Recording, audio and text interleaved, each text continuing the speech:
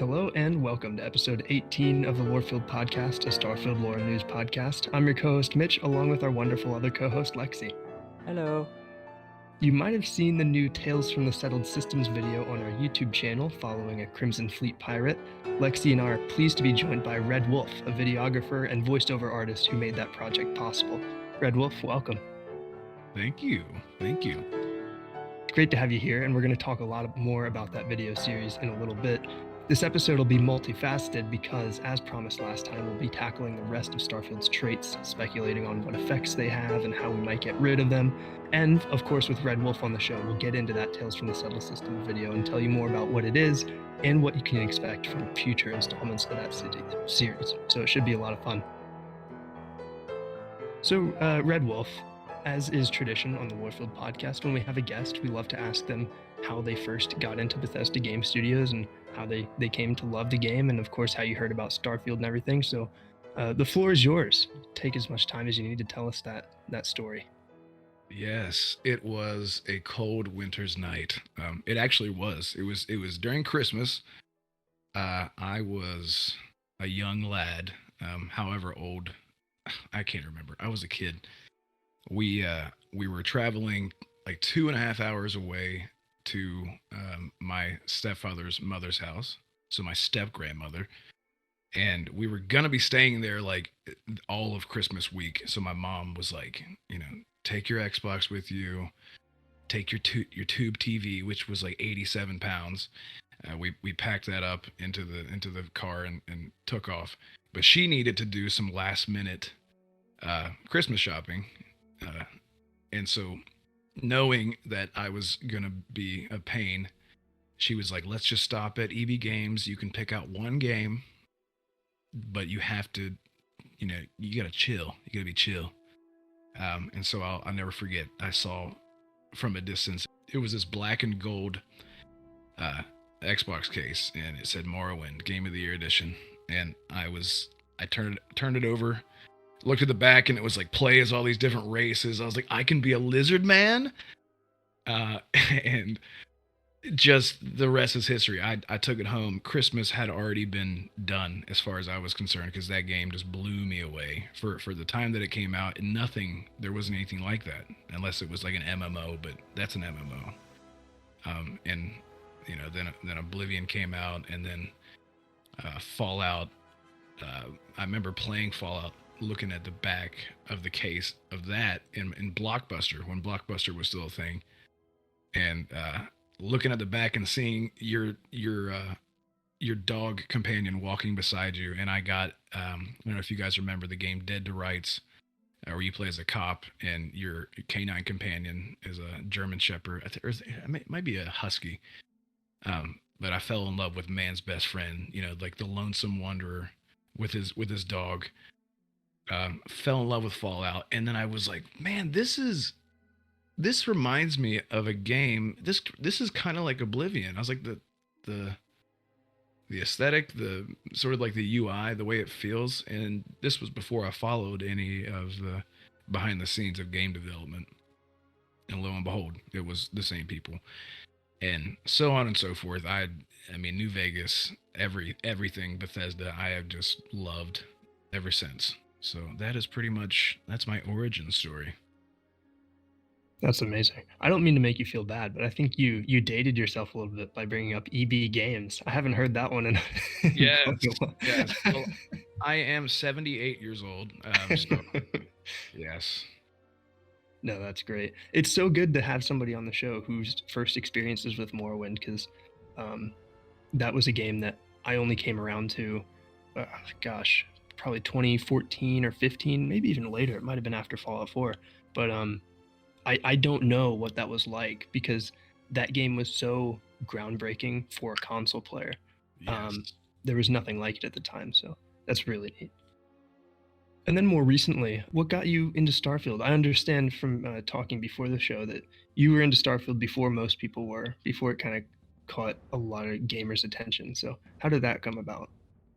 That came about because I was looking into trademarks at the time, because a buddy of mine is also a gamer. He's also in a very similar space as me. as far as work goes and professional, all that kind of stuff. And he caught wind of a trademark from Bethesda, and I think it started off as somebody correct me in the comments if you, because I'm trying to remember. This was like 5 years ago or something. This was a long time ago. But anyway, I remember hearing about them getting a placeholder trademark for Starfield, and I remember I think this was around the same time that we saw. I don't know if you guys remember Redguard trademark and Mhm. Yeah, Redguard. yeah.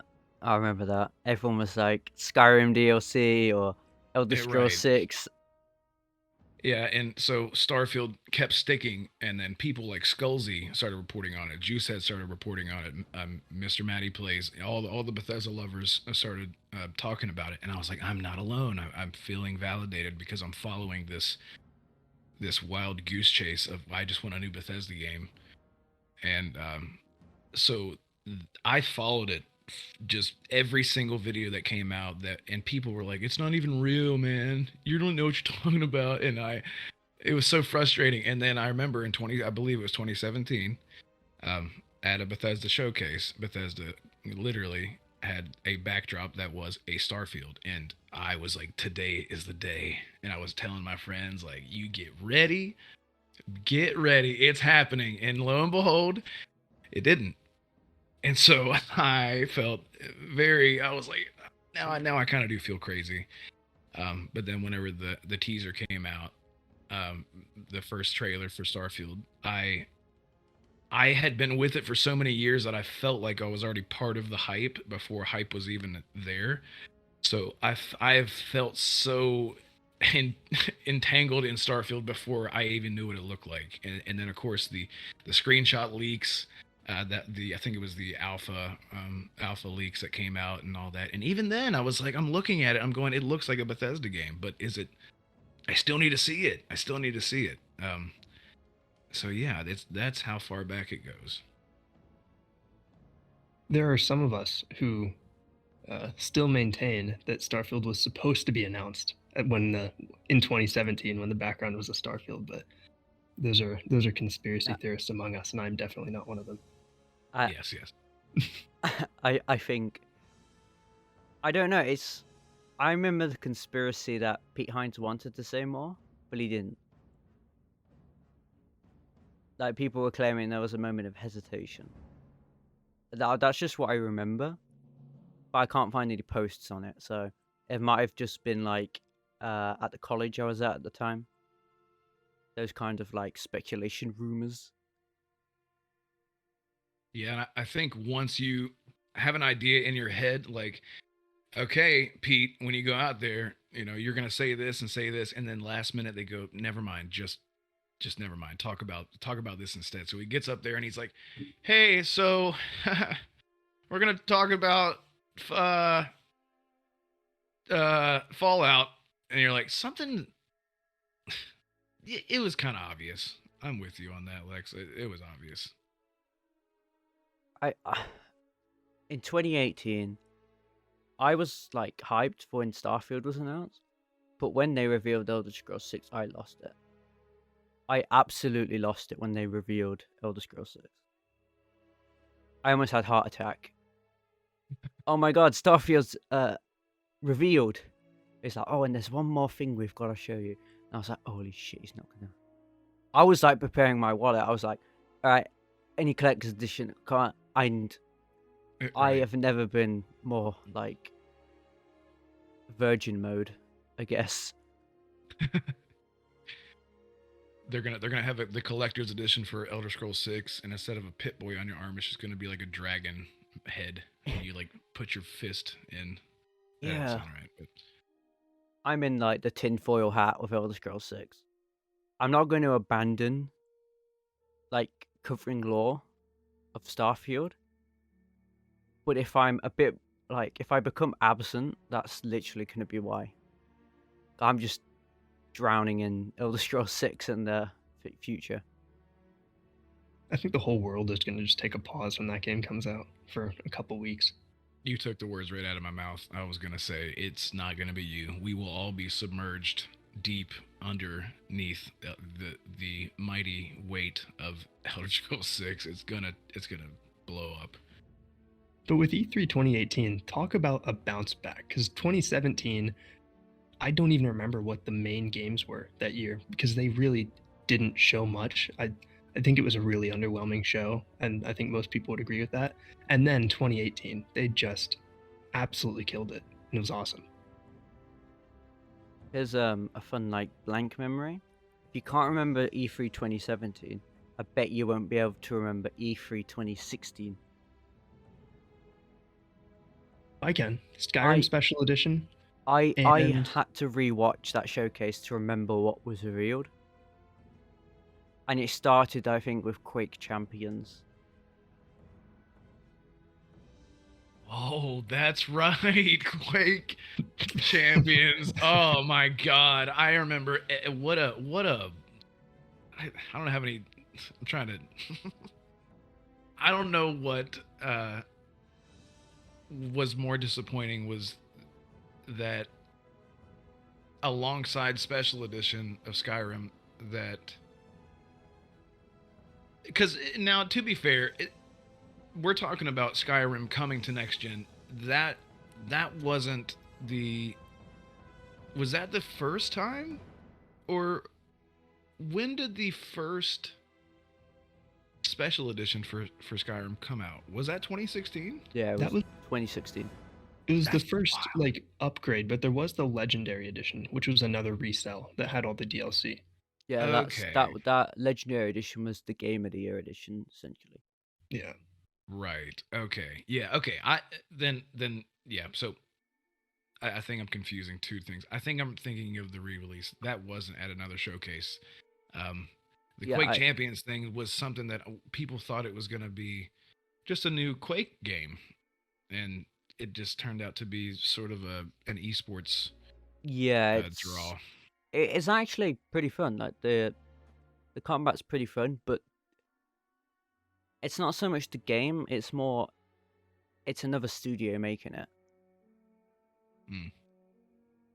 They wanted to bring back the arena shooter, but then they also added elements from like Overwatch with like heroes and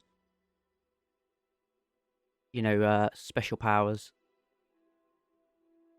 Right. Instead of just I mean, I remember. I'll date myself again and say I remember playing the original Quakes on PC, and I remember it was kind of like Doom. It was more scary. I remember being scared, little scaredy cat. And then they jumped in with like a hero style arena shooter, kind of like Unreal. Yeah. Back in the day, yeah. I wonder if id is gonna still be helping out with the shooting in Starfield. Probably, like most likely, they're all talking. Who would have given Bethesda like ship talks? Like, because we don't even know if there's going to be vehicles, and I don't know. I mean, vehicles like. Wait, do we know if there's going to be like rovers and stuff? Not yet. Because that's been speculated for a while. Because we had that one concept art, and they were like, "Oh, there's going to be vehicles," and everyone's like, "Oh, you don't expect that. Don't even expect 1,000 planets," and we got 1,000 planets. Yeah, I remember I don't know where this came from in my mind, but I remember just totally resigning to the idea that it is set in the Milky Way, or in the Sol system, in our system. So there is only going to be just a handful of planets, and then kind of going off of was it the 10th planet, the original back in the day, Bethesda's old. I don't know if you guys remember that. And then at the end of the Todd saying, "You're probably wondering, how big is it?" And then they showed the map, and I was like, "Oh, so it is in the system. That's cool." And then he's like, "But not just this system." And that's when I should have been wearing a diaper when that happened because oh my god, I had my friend in party chat when that happened, and I was like screaming. I could not believe it because that was so. I did not see that coming, and I know people. And I guess we'll talk about that as far as the planet scale now that we have more information.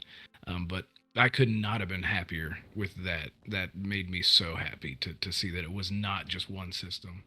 Yeah, but like before that, Mitch will remember this. There was this one guy on Reddit, and he was convinced that all these backgrounds they were releasing in marketing, it was showing the game map, and like there were all these systems that were going to be in the game. Everyone's like, nah, they're only going to have like 3 or 4 systems. Come on, be realistic. And turns out he was onto something. Mm-hmm. Yeah, it really gives me. At the very least, I was hoping that there was like 3 or 4 systems, and I mean I remember big influencers talking about that and being so convinced of that, and it made sense because the type of scale that we're used to with Bethesda is just um the one big map Yeah. that we all love, and then just to see that, and then you in retrospect it sort of clicks, it makes more sense. You go, Bethesda has been using procedural generation since day one for everything. Well, I think from the recent details that Todd provided, it's not like Daggerfall was like true random generation or something. But Starfield, it's more it's pre-mapped around like a sphere with the generation. And another thing, people look, they're like, oh yeah, most of them are randomly generated though, and like hardly any handcrafted content. But my counter argument is that's good, and the reason for that is there are going to be so many variety of planets, and you could just find this perfect peaceful planet that was randomly generated, nothing on it, and you can make that your home. If it, mineral farm it, do what you want, but that planet is yours. And say if you want a jungle planet, you go find one. Stuff like that. Yes, that's gonna be. And there's nothing on it, so it's basically yours. Right. Lexi, you mentioned the new interview, new information we have from Todd Howard, and I'll use that as a segue to transition into the big news on this episode, which is that Todd Howard joined Lex Fridman on a November 29th edition of his podcast. This was completely unexpected, came out of the blue, and it's almost 3 hours of new Todd content. And about 20 minutes were dedicated to Starfield. They mostly talked about like general life advice, some philosophical stuff, which was very interesting. And highly recommend you check it out if you haven't in its entirety. But we'll just focus on the Starfield stuff, of course. Firstly, we found out that systems are leveled. So there will be certain systems that are kind of locked off. There might be like a level 40 system that you can't really do anything in until later in the game. How do we feel about this? This is kind of in line with what Bethesda's done in recent games. I'm gonna say definitely that is good. Fallout 4 and 76 have this, or at least 76 had it, where regions would be level specific. But Fallout 4, the further south you go, the higher the leveled enemies. So they've kind of done it before, but now they're actually going to tell you. And my only hope is the lower level regions level up with you, so they don't feel like easy areas when you're like level 50 or whatever. But I think it's a good thing. And I think when you apply that idea to Starfield, it is much more. I think it's going to be much more in depth than that, because they're building onto this. So it's not just like go too far, get too hard difficulty.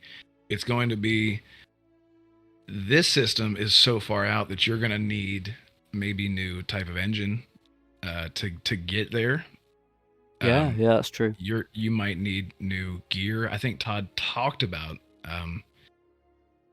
spacesuits and how they work and how different planets are going to be more hazardous, and you'll need different types of gear. So it's like there are more levels to the difficulty, no pun intended, just as far as the mechanics go. I'm just going to say for the record, Todd, you cannot stop me from doing the no spacesuit run. You're not going to stop me. These hazardous planets, I'm still going to attempt a no spacesuit run. Yeah, I think a naked man floating around in space.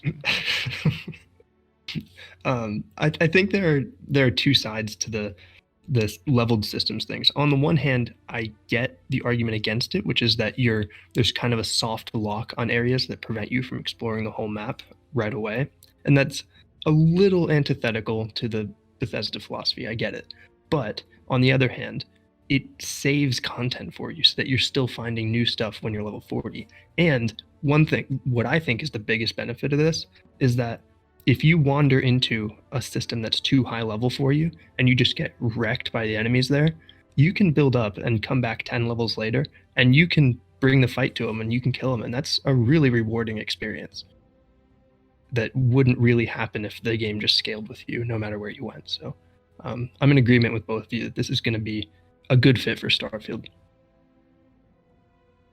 We also found out regarding companions that we can have more complex relationships with them. And there's a little bit of debate over what Todd said, whether he said for the companions or four of the companions. But regardless, some of the companions at least can be in love with you and then enter a state where they're like upset with you for something you did, but still be in love with you. So there's just going to be some added depth to the relationship you have with your companion. Please let me romance Vasco. That's all people want. Yeah, I think didn't he shoot it down in the Reddit AMA? He said. Or did people ask? I think he kind of said Vasco isn't like a traditional companion, or at least like hinted at it. I don't know. I can't remember now. But he said something. There's like one robot or something, or non-human. I can't remember. Well, either way, I think that's a day one mod, Romanceable Vasco, even if it's not in the base game. Another day one mod is obviously lightsabers. Space game lightsabers. You know, instead of replacing the textured moon with the Death Star, replace an actual moon with the Death Star, or make a moon that has a texture of the Death Star. Or a chocolate chip cookie. Yeah. Or Todd have a planet and it's just a 3D model of Todd's face. There we go. Game of the year. Oh, that's awesome. And Todd rotates in the sky. The problem is, though, so you can do that in other Bethesda games, make Todd's face the moon or whatever, but in Starfield, you can actually go to and land on the moon. So is that... Are we going to see, like... and also, because he... spoilers, but in this interview, he confirmed that they have full orbits, even when you're in space or on the ground. Right. So, you've got a 3D model of Todd's face, and it's constantly rotating. So when Todd has his back to you, you can say the apocalypse has happened. Right, you're like, I can get away with anything. Dad's not looking. The mods are going to be absolutely amazing. Yeah, we're gonna have Mustafar. We're gonna have Naboo. We're gonna have Eden Prime from Mass Effect. Man, just the possibilities. That's the thing. And even in the base game, there are so many environments that we have not seen yet. In fact, you could assume that there are like 992 environments that we haven't seen yet. But oh man, yeah, you're right. There's just going to be so much diversity. Like it seems like a game that you can play forever so far. I don't know. It's kind of a meme to say that, but and that's good for lore content, because that means infinite content for fans. This is the podcast. I can't say it's very exciting, but you know, we're not scripted, so we're kind of off the rails here. All natural. Or is it El Natural? El? I've always Oh, said Al. Al. Al. Al. Alfred Naturel. He's a good friend of mine. I wonder if they'll have technology where, after we die, we can like get our brains hooked up to a machine, and then we can just live in Starfield or wherever we want to. Yes. Oh, that is what movie is that? That is Is that a movie? God. I'm thinking of like um no, it's Johnny Depp, no, Transcendence. No, but that's a little different. He's like in a computer. We don't want that. We want full on, 10-inch giant needles in the back of our head, Matrix style, right? That's what we want. And just close our eyes and just, guns, lots of guns. That's what we want. I don't know if this is true, but I heard people in our lifetime, it's possible we could live forever. They are inventing ways to stop, like, slow down aging and, like, even halt it. And also, if you have an organ failure, they just grow an organ and replace it, and you're fine. It's like, that's scary to think about. But I mean, infinite Starfield games. We'll be living till Starfield 10, the reboot. The Starfield inning. That's technology that they could tackle in the game. There could be some of the lore behind some of like the healing or things like that. Well, we as humans don't have long lifespans anyway. But I think what Neil deGrasse, I think it was Neil deGrasse Tyson, he said, when it comes to life, it's the urgency that motivates you to make to make the most of your life. If you were immortal, you wouldn't have the urgency because your life wasn't finite, wasn't limited. Right. I guess that's why, like, villains like Dracula and people who are just immortal and bad they seem so bored. They're just like, Oh yeah. what's happening? It takes 10,000 hours to master something. You get really good at something, you get bored. You do something else, you master that, you get bored. You're just going to get bored constantly.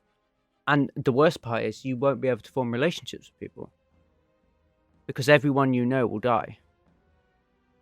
So what's the point in sharing a bond with someone for their life when you have to go through the heartbreak of losing them to old age?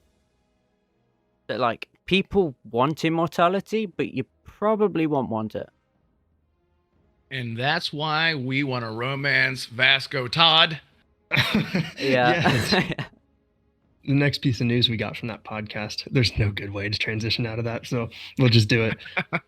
There's an effort to tell the player which planets have nothing, what resources they have, etc., and which planets have the handcrafted content that some players might be looking for. So he didn't go into specifics on this, but there will be that messaging of this planet has nothing. So if you're looking for quests or characters to meet, keep looking. I think with that, and I'm going to bring up No Man's Sky. I know some Starfield fans are sick of hearing the comparisons. But when you scan a planet, it tells you what resources it has in like a little bullet point list. I'm wondering if you hover over the planet, it's going to be similar. You hover over the planet and it tells you what it contains, roughly. Or you have to do like a scan that you have to hold a button for, and then it tells you.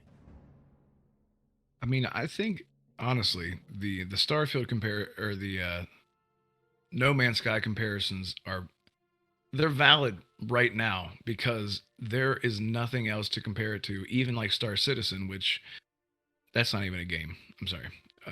It's a proof of concept that's never going to come out. Exactly. Yeah. I'm hurt because Star Citizen was like that was it for me. I was like, this is my dream Mm. game, and then it just I don't even want to talk about it. But then No Man's Sky came out, and it is what it is. It's the legendary comeback kid story, and it just happens to be. I mean, that the idea of that, just the infinite. I mean, I remember showing that game to my girlfriend, and she was like, "This is scary." I was like, she always says that about that game. She's like, "This is like scary," like, and because I explained to her that like the devs made an algorithm, which is essentially is a god, and that god created everything, within it, the planets and all the life on it and all that. Um, so the comparisons are valid. I mean, that is, I don't, I, what else are we going to compare it to? I mean, I feel like even if Starfield came before No Man's Sky, yeah, I think going up to a planet and scanning it would make the most sense. If you had to go all the way down, land on a planet, and then scan and be like, "Up, what I need isn't here," and then jump back in the ship, fly up. That would just be very annoying. Tedious. Yeah. Yeah. There's also the planetary scanner once you get down on the planet, which is another similarity between the two games because in the galaxy map, there were a couple times where we saw like a progress bar of how much analysis had been done on a planet, and it was 15 or 20%. If you can just scan the whole thing from space, then that would just go from 0 to 100. But we have this in progress thing going on. So there's that angle too of going down on the planet, and you have to scan all the flora, all the fauna. That's another thing that No Man's Sky does that it's looking like Starfield is going to follow suit with. Yeah. Well, No Man's Sky, you can name some, like, if you've discovered the planet first. And now Starfield single player. I get Jemison, you're never going to be able to rename that if you build your base there. But I've brought this up in a previous episode. I want to name a planet something very stupid. The randomly generated planet I settle on, I want to call something stupid for my save. So when every merchant comes to land at my spaceport, they will forever know my world as Todd Howard rules 69-420. Speaking of that, I just want to point out before I forget that Mitch literally said the phrase "going down on a planet," and I had to try to not laugh immediately. But yes, naming planets will be something. Like you said, it is single player, so you could have very take a screenshot. There's a photo mode. That's a thing. Show people your silly named planets. And if not, I will just, when the kit's out, I will make my own planet and then call it something stupid there. Actually, I've said this for a while, but I'm waiting for the day someone creates the Orbis in Starfield as a system. And for those test players or test lore fanatics, the Orbis is like the whole of existence in Elder Scrolls. I think you got Mundus, but they're not just the Orbis, I suppose, because then you'd have to create like Oblivion and stuff. So I don't know. Yeah, I guess just Mundus then. So you've got all of the divine planets and their orbits, and then you've just got Nern. And they're just going to create Elder Scrolls and Starfield. I wonder how many callbacks there will be to their other series, because Nirnroot was in Fallout 4. The problem is that invites wild speculation that they're in the same universe when it's just an Easter egg. Last time, with Fallout 4, it was hilarious. All the speculations on Reddit. Are they connected? You had people who didn't on the surface. It makes almost makes sense. But if you know the lore of both series well enough, it makes no sense. It doesn't even stand on its two legs. Totally agree. And then adding the third one now in with Starfield, it just no. When I was 13 or 14, I subscribed to that idea that Elder Scrolls and Fallout were in the same universe, and that Elder Scrolls was very far in Fallout's future. But no, I'm disappointed in you, Mitch. No, me How too. could you? We all have those blunders when we're younger. Oh, it's fine. I used to have in high school. I used to think about the Dwemer returning, and that's never going to happen. Well, I don't know. Yeah. I mean, Todd said never say never at the 2019 25th anniversary, but that would be the last thing Todd ever did.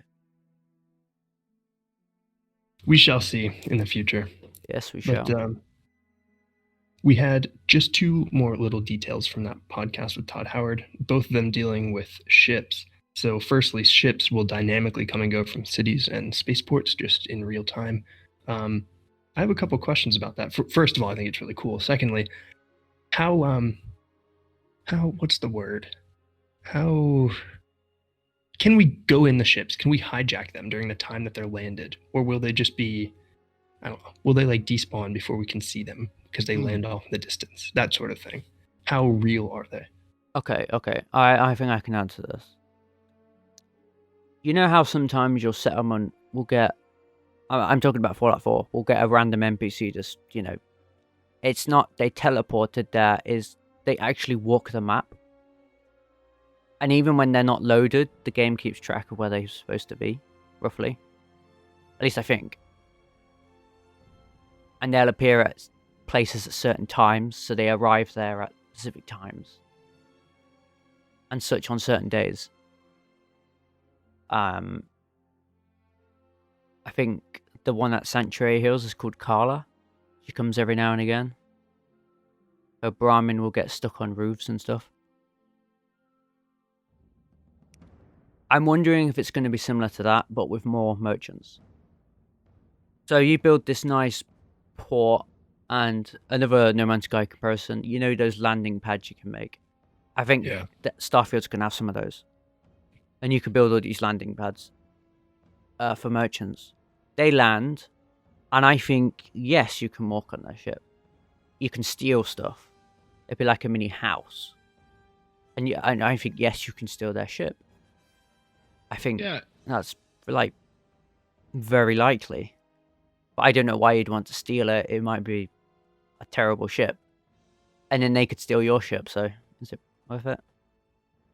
Todd did mention in this interview, I think, I don't want to jump way too far ahead, but he did, when he was talking about that, he said something along the lines of, you can see ships coming and going, and he said something like, you can't do anything, right? Am I wrong? Didn't he say something like, there's nothing to do there, but it's cool to see activity, something along those lines. But then again, he also did say that you can steal ships, but I think he might have been referring to stealing ships whenever you're docked on and in space and stuff like that. So it's hard to tell. It's hard to tell. I think you're right, and interesting. Yeah, it would be kind of a deviation from that because, like Lexi said, they usually account for all those things, and these NPCs and objects and stuff are very very tangible in the world, no matter where they are. So for these things to just be kind of like facades almost would be new. Yeah, it'd be new. Yeah. Well, I mean, in the same interview, was it this interview? Todd said Starfield would be bigger than Elder Scrolls 6. Well, it was implied. And people are like worried about that. But I'm gonna like put everyone's fears to rest again. I don't think it's gonna be that bad. Remember, Starfield is 1,000 planets. This game's gonna be a whole entire 50 light year area. Elder Scrolls is like one province, and we might get 2 in Elder Scrolls 6, which would be massive. But we're probably only just gonna get 1, which at the moment is likely to be Hammerfell based off evidence in Skyrim, and then you've got the crackpot theories, like the etching on the dashboard that are like pulling huge straws. Well, there is something that I did want to I'll talk about later about the Yeah. scale of Starfield versus Elder Scrolls 6 because of what they're doing Yeah, it's as a but test. I don't. It's going to be smaller in the sense Elder Scrolls is one region usually, but remember they're going to use this procedural tech, like the bigger scaled kind of stuff. So we're going to get a bigger map. I don't expect Daggerfall size. Right. Do they want people to lose their focus Yeah. about the more dense and handcrafted areas? Because what I'm going off of is there was an interview with Todd a while back. Someone asked him about Elder Scrolls, and he said, if I told you what we were doing with the next Elder Scrolls game, you would ask me, how is that even possible? And he said, we're working with things right now that that we're testing the waters or something along those lines. But that is what I'm going off of. I don't know what interview it is, but that is what he said. He said, if you asked me and I told you what we're doing, you would say, how is that possible? And then we see Starfield and we see 1,000 planets and all these systems and these massive planets that are like, you know, the size of, you know, again, No Man's Sky planets, we're assuming from what he said in this interview.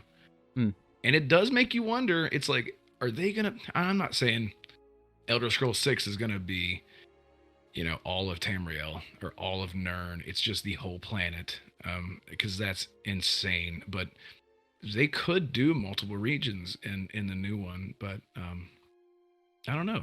It's interesting. It's an interesting thought just to see, you know, because they, even one region could be massive because we're in a much much more powerful state with technology and what can be done with consoles and PCs now.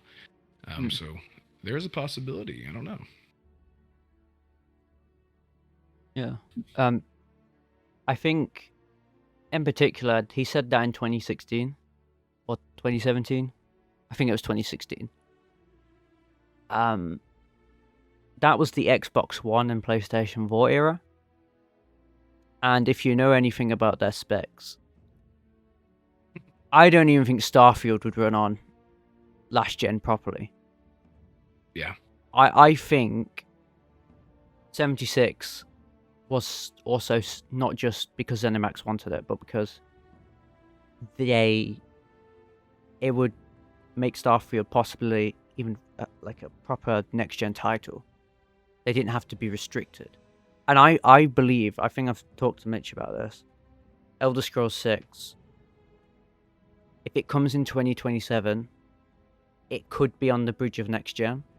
And Microsoft could either make it cross-platform, cross-gen, or they could make it a next box console launch exclusive, which would sell Xboxes like wildfire. And the PC version, obviously. I'm like, that's insane power. You're talking about the next generation potentially, or even this generation is crazy. Obviously, you have like the Series S, and that could hold it back. Right. Yeah. And I think that's sort of why there's a lot of talk about mid-gen refresh right now, because of how long it took for you know, I say true next-gen games, but really next-gen only games to come out. It was a good bit after launch that people, I talked to so many people over the past few years that say, I don't have a reason to buy it yet. And that's not good. That's not good when people are saying, you know, what's there? And the talk has always been, you know, well, it's there are things coming, you know, and then Starfield gets revealed, and it's like, that is why I'll buy an Xbox. Yeah. And, you know, it's not the same for everyone else, but that is a good point where technology is limited. So with Starfield being out for, you know, we're thinking, you know, 4 years from now, then we're 3 years away potentially from the Xbox 3 or whatever, you know. Yeah. Morrowind and Oblivion, they were supposed to be Xbox launch titles. Morrowind was supposed to launch with the original Xbox, if I'm remembering right, and Oblivion was like the killer app for outside, like, I don't know, Gears of War or stuff like that for the Xbox 360. And Oblivion got delayed, Morrowind got delayed, so they didn't become the launch hits, but they were a reason. Those two games were like a reason people bought an Xbox, especially Oblivion. Yeah, because it ran like garbage on the PlayStation 3. But the PlayStation 3 version didn't even exist then. 360? Yeah, it was just 360 for like a whole year. But I don't believe. Oh, you are right. Yeah. Okay. Yeah, that is so weird to think about. Back before the competition wasn't neck and neck. That is interesting. You're right. Yeah, I remember that. Yeah, and Morrowind, of course, like you said, was just PC and Xbox back then. So there was always, some sort of partnership there. Yeah, it does make the acquisition and all that seem like kind of a no-brainer. Yeah. But I used to always think, when I first played Skyrim in 2013 or whatever, I remember thinking Microsoft owned it. I wasn't a smart kid. I was an Xbox fanboy, you could say, and that wasn't a great time. There's a difference between being not smart and just uninformed. I was very misinformed. There you go. You don't know what you don't know. That's all it is. Yeah. I was a die-hard Xbox. The last little bit of news we got from the podcast is that some ships, like cargo freighters, will contact you in space, so it's not always immediate combat when you encounter another ship. So this will give a lot of credence to things like the diplomat background, where you can talk your way out of ship combat by using the comms in space. So that's pretty cool. I'll give you 15,000 credits to not raid my ship because you're like smuggling Aurora, and if they smuggle it, you're just gonna lose like 200 grand's worth of Aurora. You're saying you gotta smuggle. You gotta smuggle Aurora. You've gotta smuggle Aurora. You're behind on your mortgage. You need to make some money. Exactly. Yeah, little side hustle, smuggling the Aurora. You get the space police on you, and they like dock to your ship, but you have to hide all the evidence. That'd be cool. That'd be really cool. I don't know if you guys have started playing Callisto Protocol yet, but it reminded me of that. No. I haven't. Oh man, I don't want to go on tangent, but in the beginning, this isn't a spoiler, but you can go down to your ship's cargo hold, and it's sort of implied that you're smuggling something. And in the beginning of that game, all I could think about was Starfield, because you get out of your cockpit and you walk around your entire ship and you go down these corridors, and then there's the cargo bay, and I was like, oh my god, if this is anything like Starfield. So excited after playing that. Yeah. Cool. But so the cargo, the freighter is contacting you and stuff.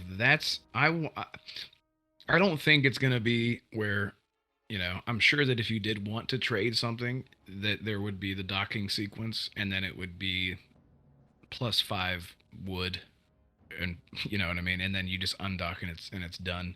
I don't think it's gonna be as in depth as you dock on, you get out of your seat, you climb up the ladder, you meet up with them. I mean, I guess that could be cool too, but we're not going to be seeing Vasco bringing things in and out, that kind of stuff. I think if we did dock onto them and then walk up and meet them, and then we talk to them and say, and they're, what are you buying? What are you selling? It's literally going to be that character.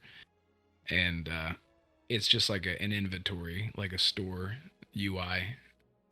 It could be something like that, but there's a lot of possibilities there. This is a problem that Bethesda could definitely work around if they needed to, but there is the question of transitioning from the artificial gravity of one ship to the other. because you could dock onto a ship in such a way that up on your ship is not up on the other ship. So when you go through the airlock or the hatch or whatever, you like fall and land on your face because you came in through the ceiling or whatever.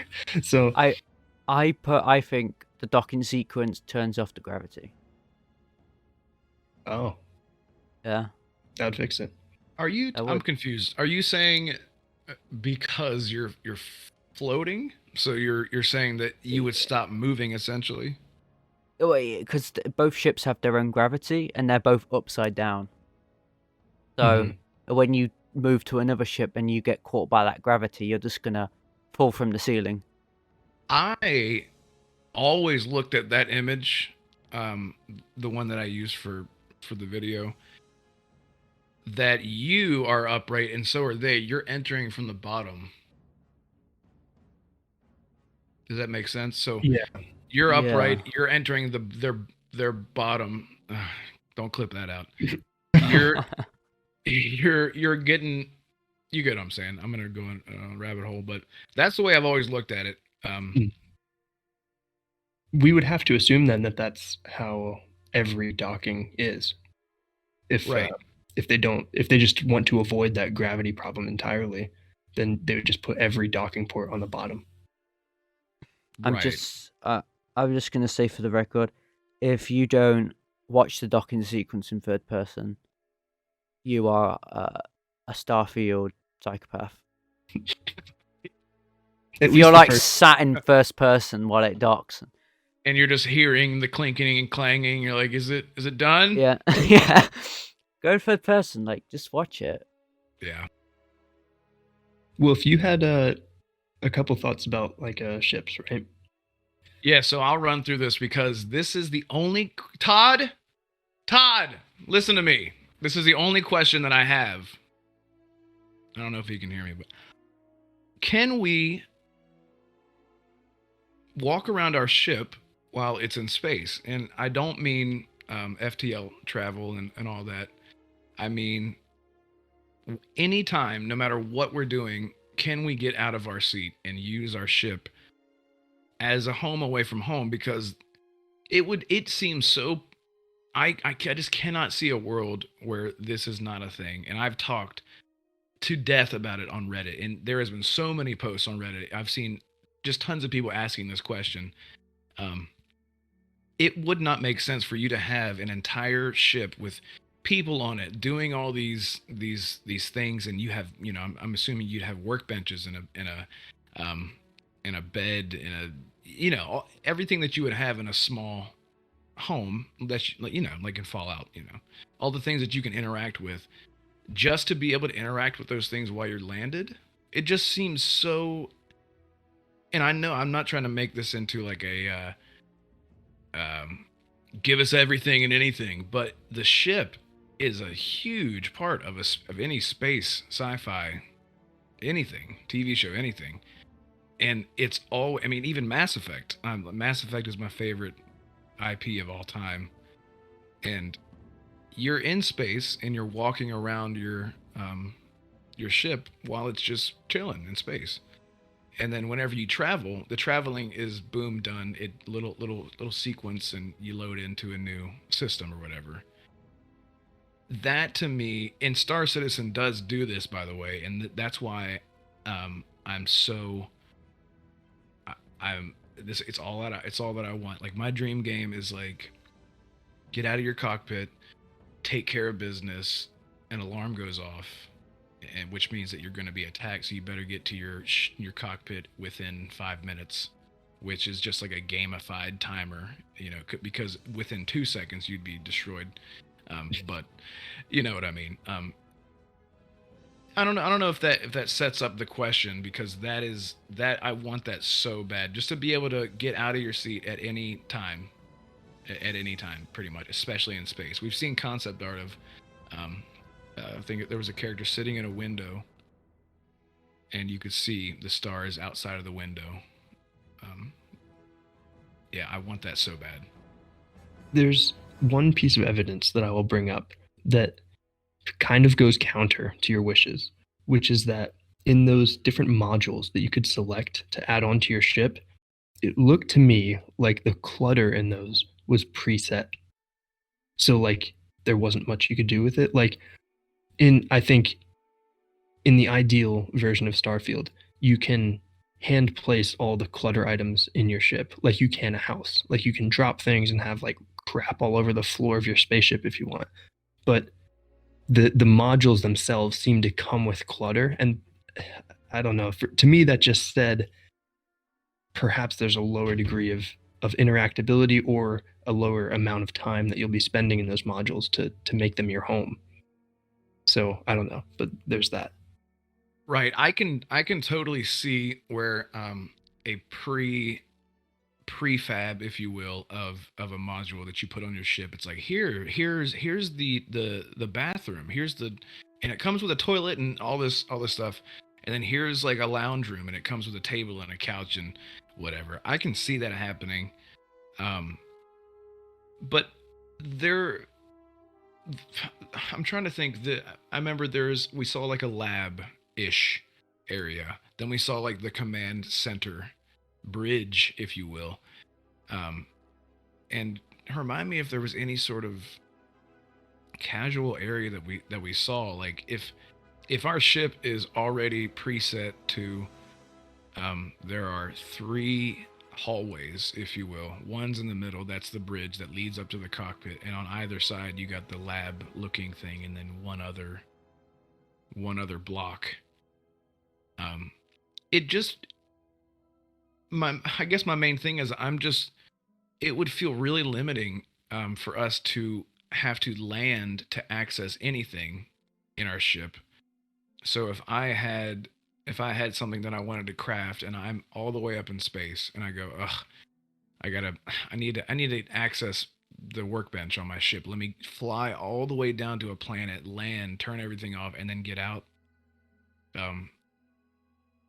That's all. I don't think that we'll be able to place chairs and space cats on our ship by hand. I think that stuff might just come as we play. I don't know. DLC maybe.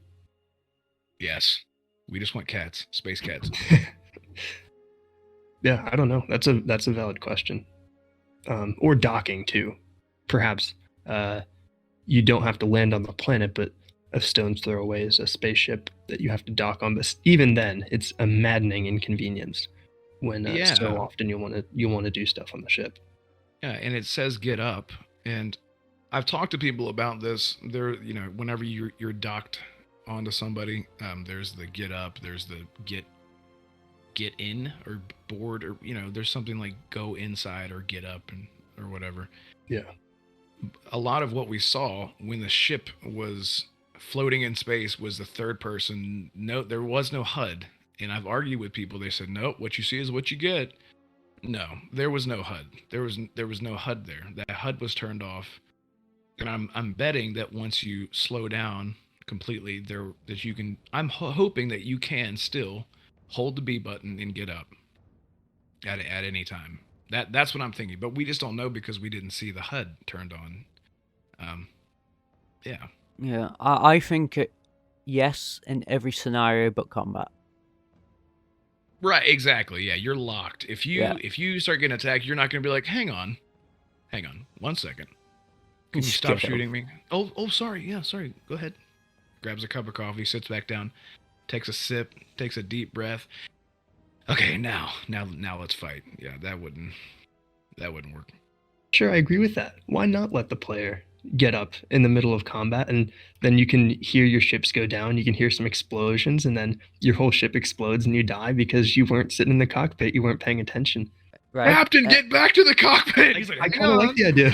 Just let the player live with or die with their consequences. The consequences of their actions. Do you know what the funniest thing about that would be? As soon as there's a hole ripped in your ship, it would go silent. And the reason it would go silent, yeah, because the vacuum would take over and all the sound would be gone. So there's sound and suddenly it's dead quiet. The last thing you heard was the metal ripping apart. And then you just sucked out into space, slowly suffocating. and you hear nothing because you wouldn't hear in space. People right now in the comments are screaming because they're screaming Mass Effect 2 intro, and man, okay. I thought that was the end of one of the games until I played Legendary Edition. Yeah, that's one of the best opening to any game ever. It is so just cold open. What is happening? Oh my god, what just happened? I'm not gonna spoil for anyone who hasn't played it, but it's on Game Pass. Go download it right now. But yeah, that's what that reminds me of. They did such a good job of that. I think are we ready to turn now to Tales from the Settled Systems? Talk a little about that. Mm-hmm. Oh yeah, I forgot that was a thing. Yeah. Honestly, I forgot about that. So yeah, recently we uploaded a new video to our YouTube channel called Tales from the Settled Systems Episode 1, The Crimson Fleet Pirate. And it is something completely new from us, of course. It's the first video we've uploaded that's not a podcast. And that is all thanks to our special guest today, you, Red Wolf. You came to us with the idea. We were hoping to do something in the neighborhood like it, but yeah, just give us a little background info for where the idea came from and how that happened. Well, I mean, really, I think everyone knows there is the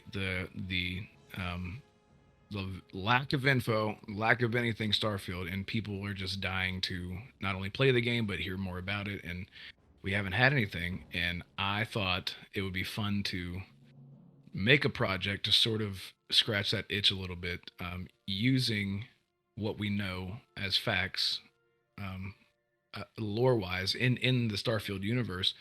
That way, it ages well. Because I didn't want to do something and get too ahead of myself and assume way too much. So that's why I contacted you guys, because Lorefield, it's right in the name, and I was like, okay, let me watch. So I watched and listened to you all for a good while. And I thought that it was a good fit. I didn't want to do on my own channel. As I said, it would not have been a good fit. It just wouldn't have made sense. But I wanted people to look at this even like a year from now and say, that can happen. That's a real thing that can happen in the Starfield universe. And I thought that it would be interesting to start off with the bad guys, because a lot of the times in fiction, whether it's video games or movies or TV shows or books, the villains aren't really humanized a lot, like stormtroopers in Star Wars. We know that not all the stormtroopers are bad. They just needed a job. They needed a place. They needed to have a sense of meaning, like they were making a difference. And that's sort of what I wanted to do with the Crimson Fleet. Just have a story based around how the evolution of that character went from innocence and just curiosity about what's out there in the galaxy and all that. And it tied in really well with the character idea that I had. So Mitch, what you wrote was just absolutely fantastic. I couldn't have done that. Like I wouldn't have known where to begin. So that was written so well. So all that credit goes to you for that. Unless Lex had a hand in that, I don't want to speak out of turn and say. No, that was on Mitch. I'm more. Okay. You're the tech. I'm more tech. Got you. Yeah, and so a lot of this stuff, for anyone who hasn't seen it, I won't spoil stuff, but a lot, like the ending, for example, I did not write that down. It's just that I read through the script so many times that by the time it was ending, it felt too like, and I wanted to, the human aspect. I wanted to somehow bring a human aspect to the character rather than just, oh, he's a badass and he's just, man, he's been through some S. He's been through an S storm. and I'm trying not to swear. And so the ending was, I didn't write anything down. I just sort of just said it, and then it felt right, and that was one take. I felt that's why the comments of people being so nice. You guys just don't understand how much that means, because it was really a passion project from all of us, and I'm just so happy with the way that it turned out. First of all, those kind words you said about the script absolutely made my day. And the project doesn't turn out as good as it does without your execution on the voice acting, because I sent it to my family and stuff, and all the feedback I got was like, holy crap, who recorded those lines? Because the delivery was just so good. That was echoed a lot in our comments too. But yeah, the Thank you. outpouring of support we've gotten has been amazing, and I'm so glad you reached out to us with the idea, because I don't think either of us would have been able to do as good a job voice acting, and also with the visuals, rolling the concept art in such an intuitive way. I'm not sure we would have been able to do either. So yeah, thanks again. Oh, thank you. I mean, it was the voice acting that I typically do is, it's not for fun, it's for work. So it's typically like, oh, first bank needs you for, it's like, just stuff that where I'm just reading a script, and I'm not a character, I'm just a voice, and it's a lot of it is just mundane. And I was like, man, this is something that I'm really passionate about, I'm really excited about. So it did give me a chance to get back into character voice acting again, because there's a lot more, and for people listening, there's a lot more coming, and there's a lot more characters that that are on the way, that I can't wait to be a part of that as well. But yeah, thank you so much for the opportunity, and thank you for the kind words, and everyone that commented about that, because yeah, after and I'll listen to it. I've listened to it because the project, it took me hours and hours and hours to put together. So I've listened to it quite a bit, and after listening to it so many times, it scratched my itch for more Starfield stuff. Just after the fact, just retrospect, just looking back at it, and that all makes sense, like, oh, then there's Jemison, and again, like, you're writing it, everything just fits so well. And it did not feel like work. I got totally lost. My PC kept crashing while I was editing. Oh no. So I had to switch over to my girlfriend's MacBook, and which she's trying to get me on the MacBook train. I know people that's where you work, is a MacBook. It kept crashing and crashing and crashing. I just kept going at it because I was just having such a good time with it. And yeah, just thank you to everyone who commented and said all the nice. You guys just don't understand how much that means.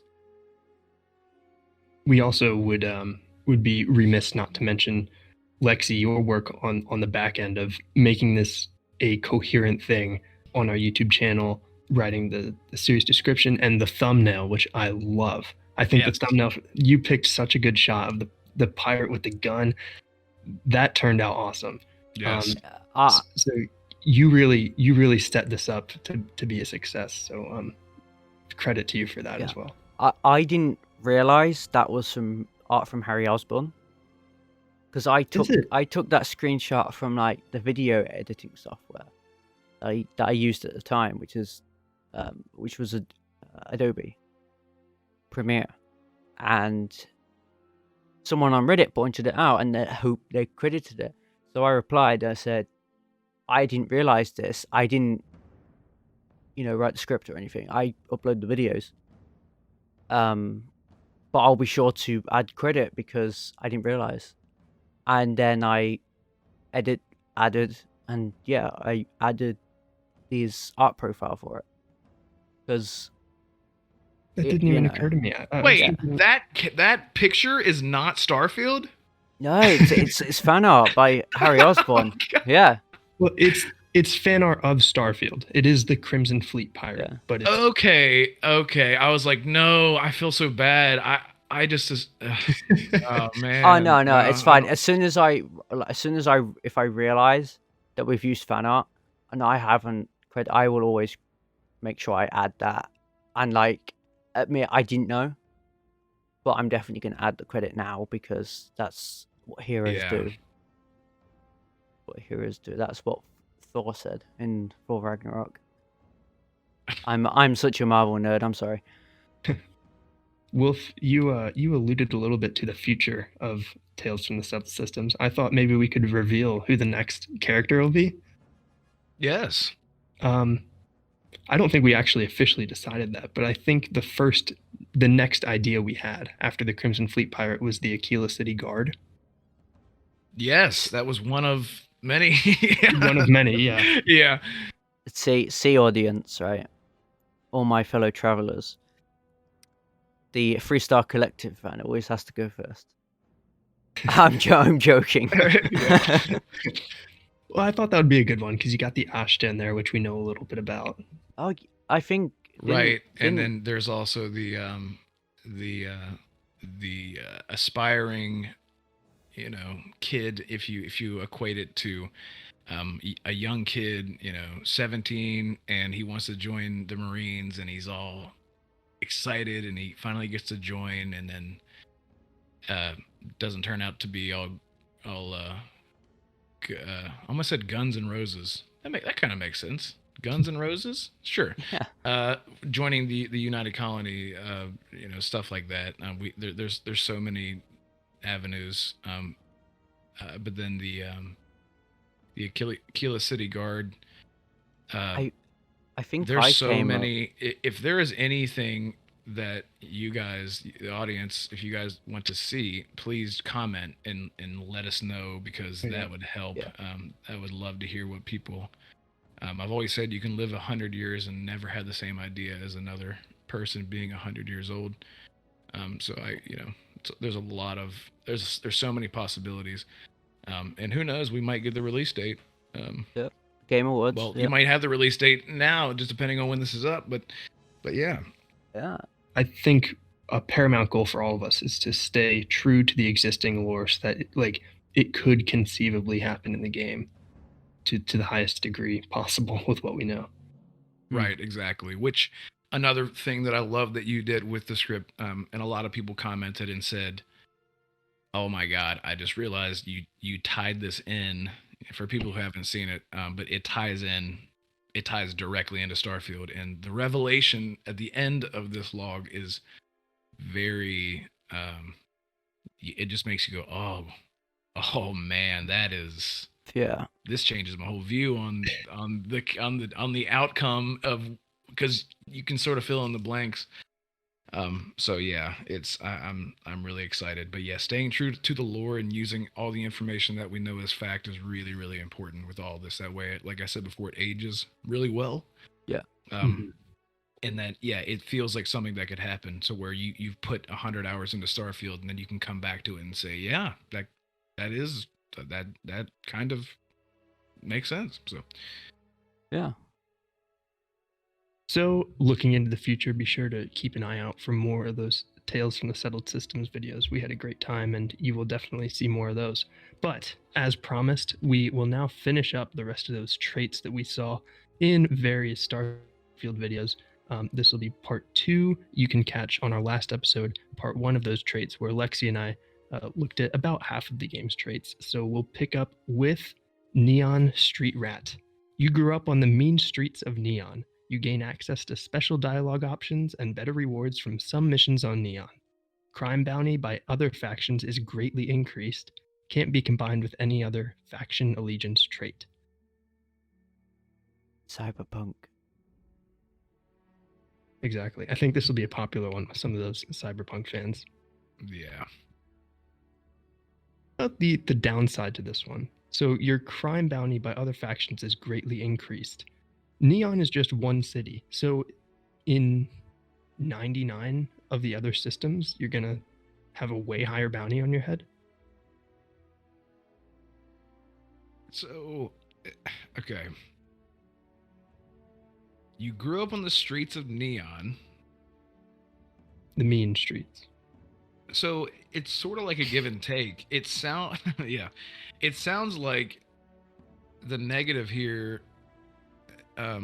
is simply just having the bounty, and it's high risk, high reward kind of feel that I'm getting from the like, because people know who you are within the crime syndicate or whatever on Neon, or just, I guess, just factions in general, that you get a higher bounty put on you, but you get better rewards. So getting rid of that would probably be something like going to a crime lord and being like, hey, listen, I gotta take care of this. And he's like, listen, you listen.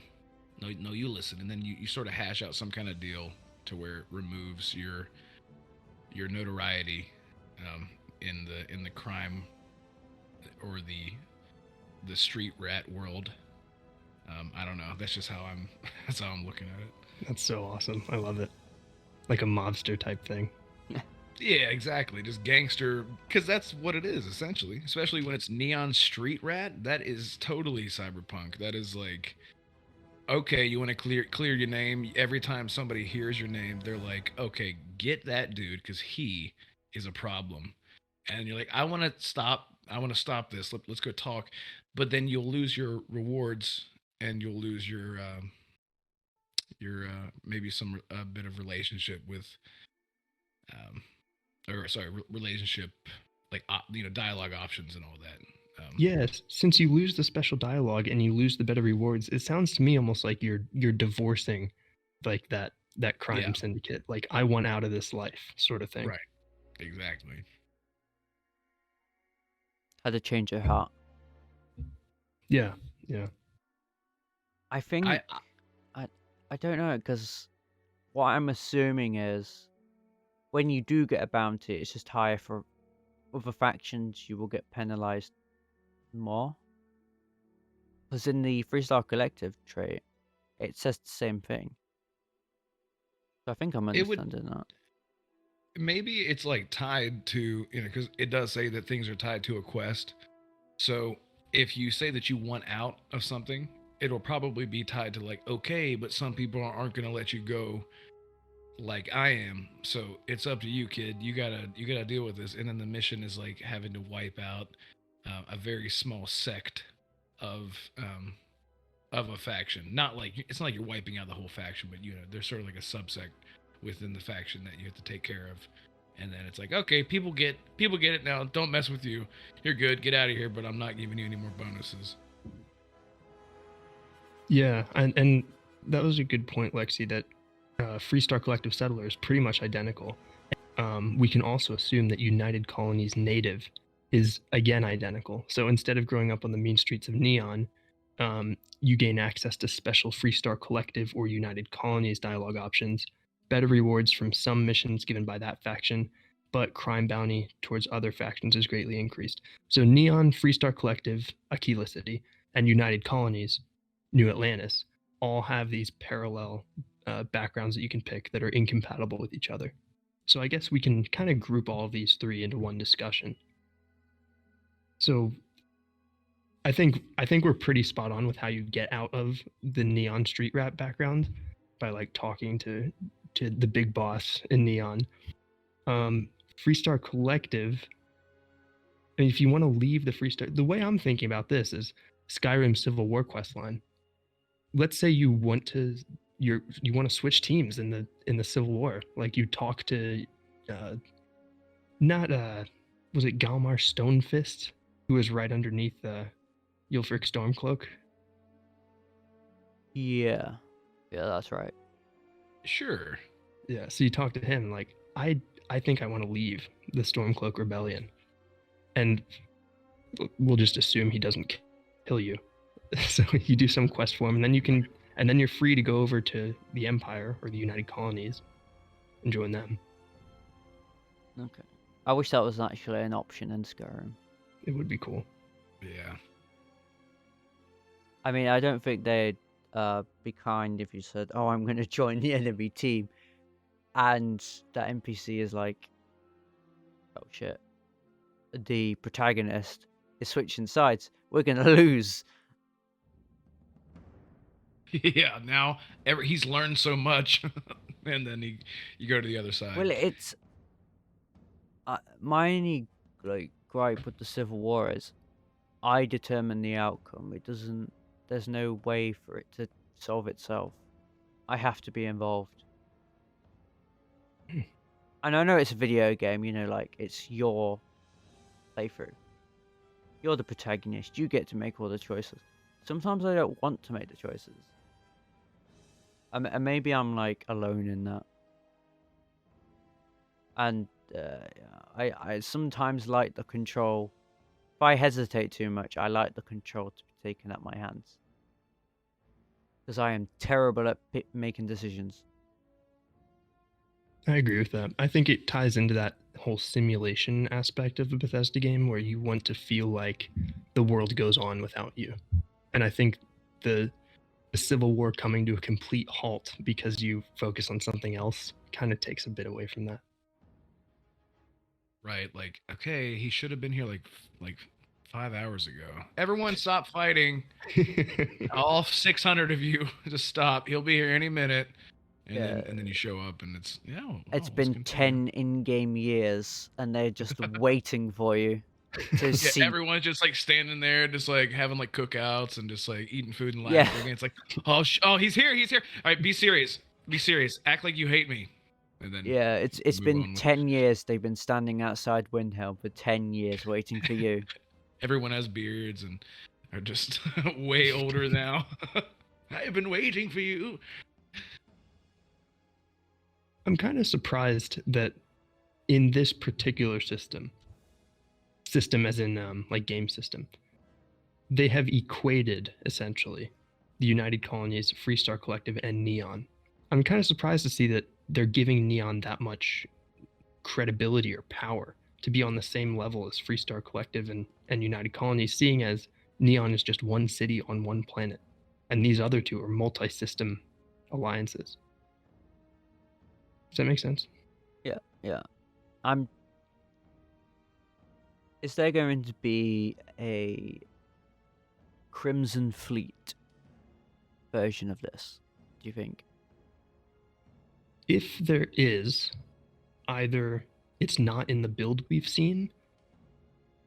Yeah, that has to be it, because it would start with a C, which would be very high in the list, because I think it was alphabetical. Yeah. Unless it has some other name at the beginning, but the other ones would suggest it doesn't. But that's an interesting point, because there's no reason they can't add more. They already changed some. It's always evolving. This is exactly why Bethesda do not show, or don't like showing so much so early, because it keeps changing. People like us tear it apart. Right, and then they bank on it, and then it changes, and then it's like, oh. And then you get the community, and they write an entire list of what was promised and what wasn't. What's impressive, I bring this up before, in the Fallout 4 demo, there was one feature that was cut in that demo. Really? Yeah. Yes. It was in the gameplay montage. I think it was the Atomon baby one. There's an option to jump out the vertibird.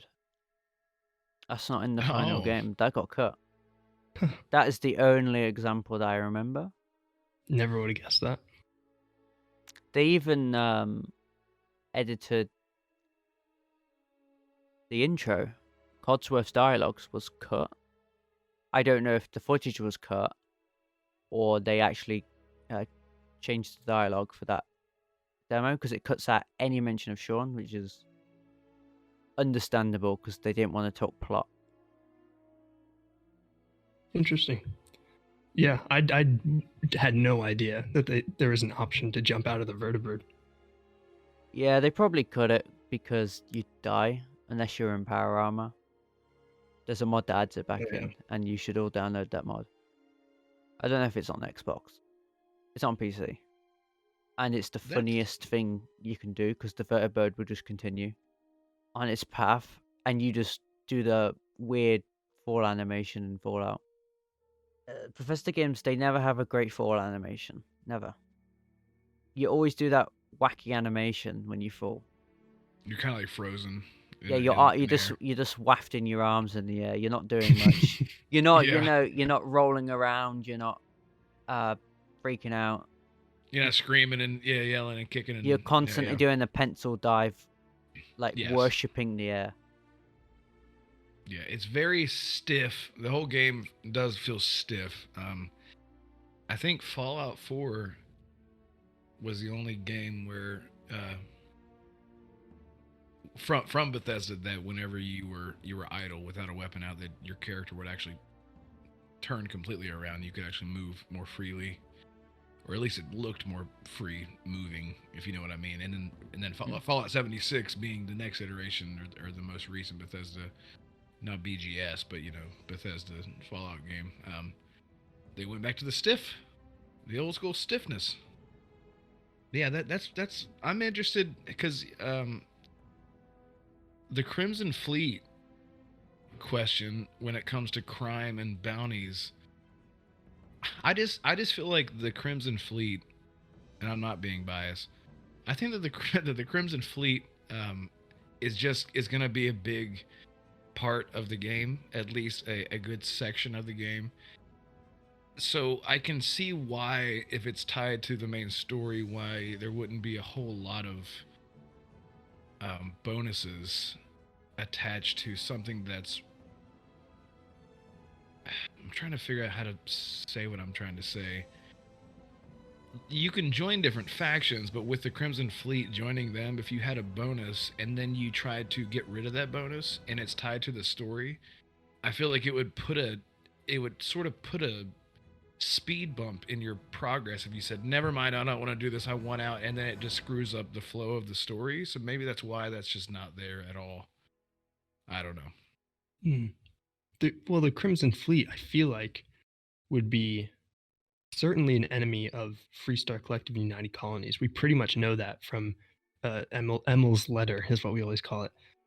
Yeah. Neon, I feel like the Crimson Fleet and Neon could potentially have a friendlier relationship because of Neon and Aurora and all that stuff. Neon seems a little more friendly to that type of behavior.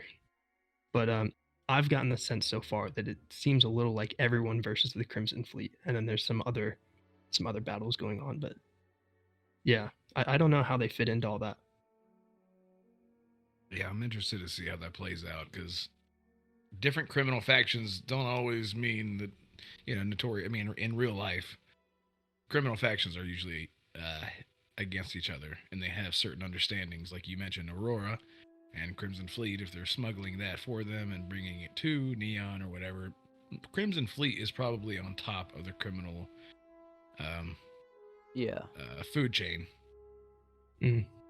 When you said Emil's letter, that takes me back. It was only a few months ago as well. With that, I just thought of a meme that could be stemmed from that. United colonies sleep when it's a Freestar Collective problem. Crimson Fleet set footholds in UC territory. They're like, wake up, and they're like, sound the alarms, get the UC Vanguard, get the Sistef on it. We must rid this menace, but they have no interest if they're not in their territory. That is true. Yeah. They're like, haha, our enemy is dealing with this threat. Oh shit, they're in our territory. I like that. Yeah, it seems like there's a lot of work going into the political relationships of all these different factions. It seems like it's almost going to be like a big web that'll take some time to piece together. So that's one thing I'm really excited about. We've got some religion traits, and I think we can group these three together as well. So we have raised enlightened, raised universal, and then Serpent's Embrace. Serpent's Embrace is a little different from the other two, but for raised enlightened and raised universal, you either grew up as a member of the Enlightened or as a member of Sanctum Universum. You gain access to a special chest full of items in the house of those two places, both in New Atlantis, but you lose access to the other house. So if you choose Raised Enlightened, you get a chest full of items in the House of the Enlightened in New Atlantis, but lose access to the Sanctum Universum chest in the House of Sanctum Universum, and vice versa for Raised Universal. You can't combine those two with each other. And then we have Serpent's Embraced, which cannot be combined with either of those, which is you grew up worshipping the Great Serpent. Grav jumping provides a temporary boost to health and endurance, but health and endurance are lowered if you don't continue jumping regularly, like an addiction to grav jumping. So one of those is not like the others. So Go ahead. These just seem like pointless traits to me, and that's going to be subjective. I don't think the downside, like, what's that chest got that's really Yeah. going to be worth it? That's the key. It's all on what is in those chests. Yeah, and the Serpent's Embrace, worshipping the Great that sounds like a cult right there, but an addiction to grav jumping. I mean, to be fair, let's be realistic. If you had the ability to do a grav jump, you'd get addicted to it. You'd have way too much fun. Get pushed back in your captain's seat. Nothing like it. The adrenaline you'd feel from every jump. Oh my god, that'd be amazing. So okay. When you said let's be realistic, I thought what you were going to say was let's be realistic. In a Bethesda game, isn't everyone constantly jumping all the time to get up mountains and get over things? Is that what we're talking about when they say grav jump? I think we're talking about jumping to light speed from one system to another. Okay, I've never heard it. I've never heard grav jump. I'm like, okay, if I'm just like jumping around, like, please, Mr. Starfield, can you or what are they gonna call us, by the way? John Fieldstar? That's a great question. I've spent a lot of time pondering it, and I have no idea. John The Starfield. Starfielder? Yeah. John The field- Starfield. The Field Star. The Starman. Yeah, there's always that name for the protagonist. We don't know. Right, yeah. Right, Yeah, it's either people are thinking it's Traveler now because Todd keeps talking about Traveler, the old game he grew up on, I guess. I like that. Or it's from that book in the 21 trailer where Spacefarer. Spacefarer. I like Spacefarer. Yeah, I can hear that, Spacefarer. I mean, Traveler or Spacefarer is sort of... Because I feel like Traveler seems like a much more humble title. Spacefarer is kind of like Sellsword in a way. Like, it could just kind of mean a lot of different things. They're just wandering. Traveler kind of just seems like a humble... I'm using the word humble because it's not like Nerevarine or the Dragonborn. It's not like a very aggressive title, either one of those. Or the Hero of Kvatch. That's right, the Hero of Kvatch. I forgot about that. I was like, what was it in Oblivion? Well, Oblivion's weird because you have two titles in the whole game. When you get to Kvatch and you save Kvatch, which you can do literally as soon as you exit the sewers, you get the title, you're the Hero of Kvatch.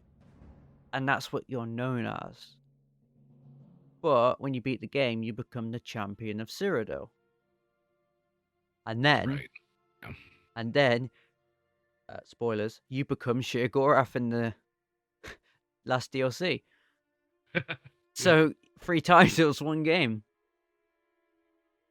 It was just Sheogorath's journey. You know, that's all of Oblivion is. Yeah. Essentially. Sheogorath 2's origin story. So I think we would agree that dropping one of these traits, Raised Enlightened, Raised Universal, or Serpent's Embrace, would just be like denouncing your religion, your religious affiliation. The question then, I guess, is can you pick up another one? My guess would be no. No, switching religions is never that easy. Well, No. I mean, you can't just be a Christian and then just wake up, oh, I'm going to be Jewish now. Or I'm going to be Muslim. Like, there's a process to it. Because it's, different beliefs. Well, Christianity and being Jewish is... They're not that distant from each other. They come from the same stem. One believes in only the Old Testament and the other believes in the Old and New Testament. I'm no religious expert, so I get stuff wrong. Please don't scold me. Raised Universal seems to be one of those.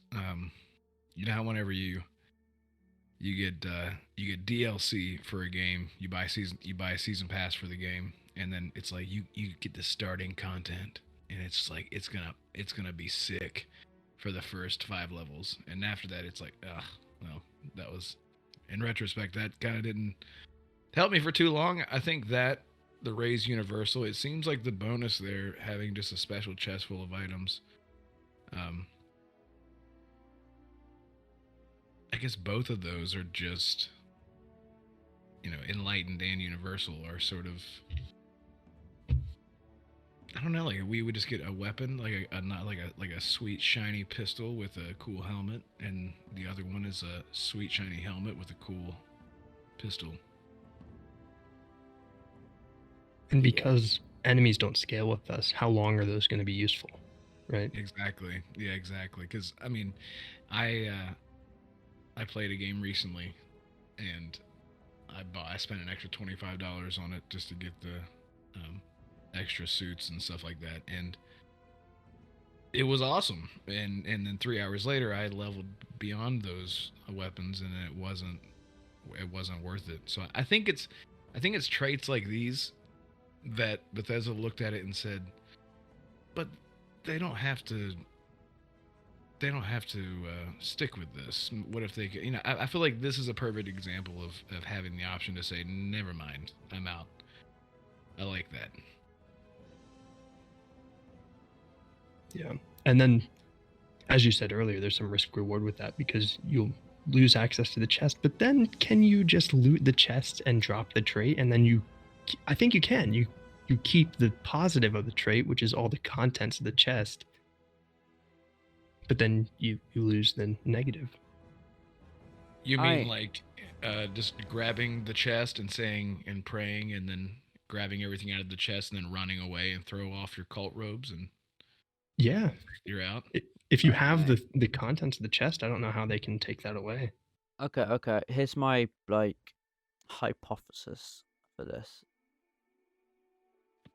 Choose neither. Wall clip into the room, and then loot the chest, and then wall clip out. I like that. Oh yeah, console commands will render. Yeah, they can lock a door. I don't care. I'm wall clipping. I don't know if you guys ever mentioned this. This is really off topic. Are you guys playing on? Are you going to be playing on console or PC? I will. Mitch will. I will be playing on both, but all my gameplay footage will be captured on PC. I'm saving up for a new graphics card just so I can at least give people 1440p gameplay. Awesome. I was always curious about that. I'm also on console, so I was just curious. Yeah, Series X for me. Yeah, I've got a Series X too. I barely use it though. I only play. I play PlayStation exclusives, and I love PlayStation's exclusive. Well, besides one that won't be named because I don't want to get your channel canceled. But you can clip that out. But no, I do love PlayStation exclusives, but I do primarily play on Xbox, and I think it's just because I grew up with it. You heard my origin story, but I will play on PC for the same reason that I play on PlayStation, for exclusivity. I think I'm gonna play Redfall on my Xbox though,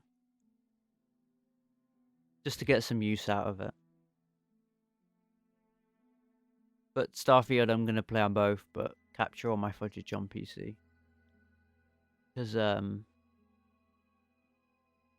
it's just easier, and I can play at 60 frames without having to worry about performance mode or graphics mode. Because I hate playing at 30 frames. I get a massive headache, especially if it's like Fallout 4. There's something about 30 FPS on Fallout 4 that just gives me a headache in like 20 minutes. I think it has bad frame times. That's what I've always put it down to. The frame times aren't consistent, but you are getting the 30 frames. Because even the 60 FPS mode gives me headaches sometimes. Yeah, I'm in a really weird place with frame rate. I'm like right there with Todd Howard. I've talked to a lot of my friends and people that I know. I'm a big movie guy, and there's something about certain games feel and look way better at 60. And just to preface all this, everyone should have the choice, I think, especially now in this next gen era that we're in. I don't think anyone should ever be forced to play 30. I think that just needs to be the standard. Yeah. There are certain games that I prefer in 60 versus cinematic games that just feel more filmic. And I get it. You're not watching the game, you're playing the game. And I totally understand that. I honestly prefer 35 to 40 frames with third person games, for example. First person games to me feel a lot better at a higher frame rate. And I don't know why that is. I don't know what that is. I really think it just comes from just a cinematic part of my brain that just everything looks kind of slippery and kind of odd in 60 with 30. And again, maybe it's because I'm old, but I am 77 years old, so that's probably something to do with it. But that's why I like that Bethesda gives you the option for first and third person, because people can sort of switch that up and mess with it. But Todd is he's very adamant about, I like 30 frames because it's cinematic. He's been saying it for forever, especially when Starfield was revealed at 30 frames. And then someone that I follow that I love, Cold Eastwood, a shout out Cold Eastwood. He actually did a video where he upscaled the reveal for Starfield, and he upscaled to 60 frames and showed what that would have looked like. And it looked great. It just didn't have for me personally, just my opinion, it just didn't have that filmic punch to it. But yeah, it just depends for me with frame rate. It just depends on what type of game it is. But I think that everyone should have the option, just like first and third person. Cyberpunk. Interesting. I fully agree, first of all. I can't remember who it was that initially made this comparison, but I've heard before that the wrong game at 60 frames per second feels like a soap opera. It's just kind of awkward. Thank you.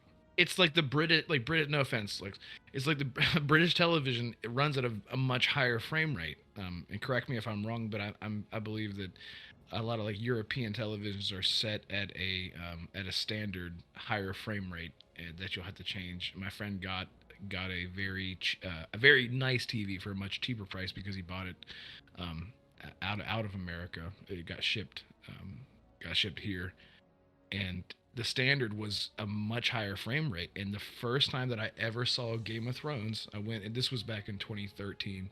I went over to my friend's house, and they were watching Game of Thrones, and it would just, everything looked slippery and weird. And I was like, what is this? And they're like, it's Game of Thrones. And I was like, why does it look weird? And this was back before I didn't understand why it looked weird to me. And it's because it was running at like 55 frames per second.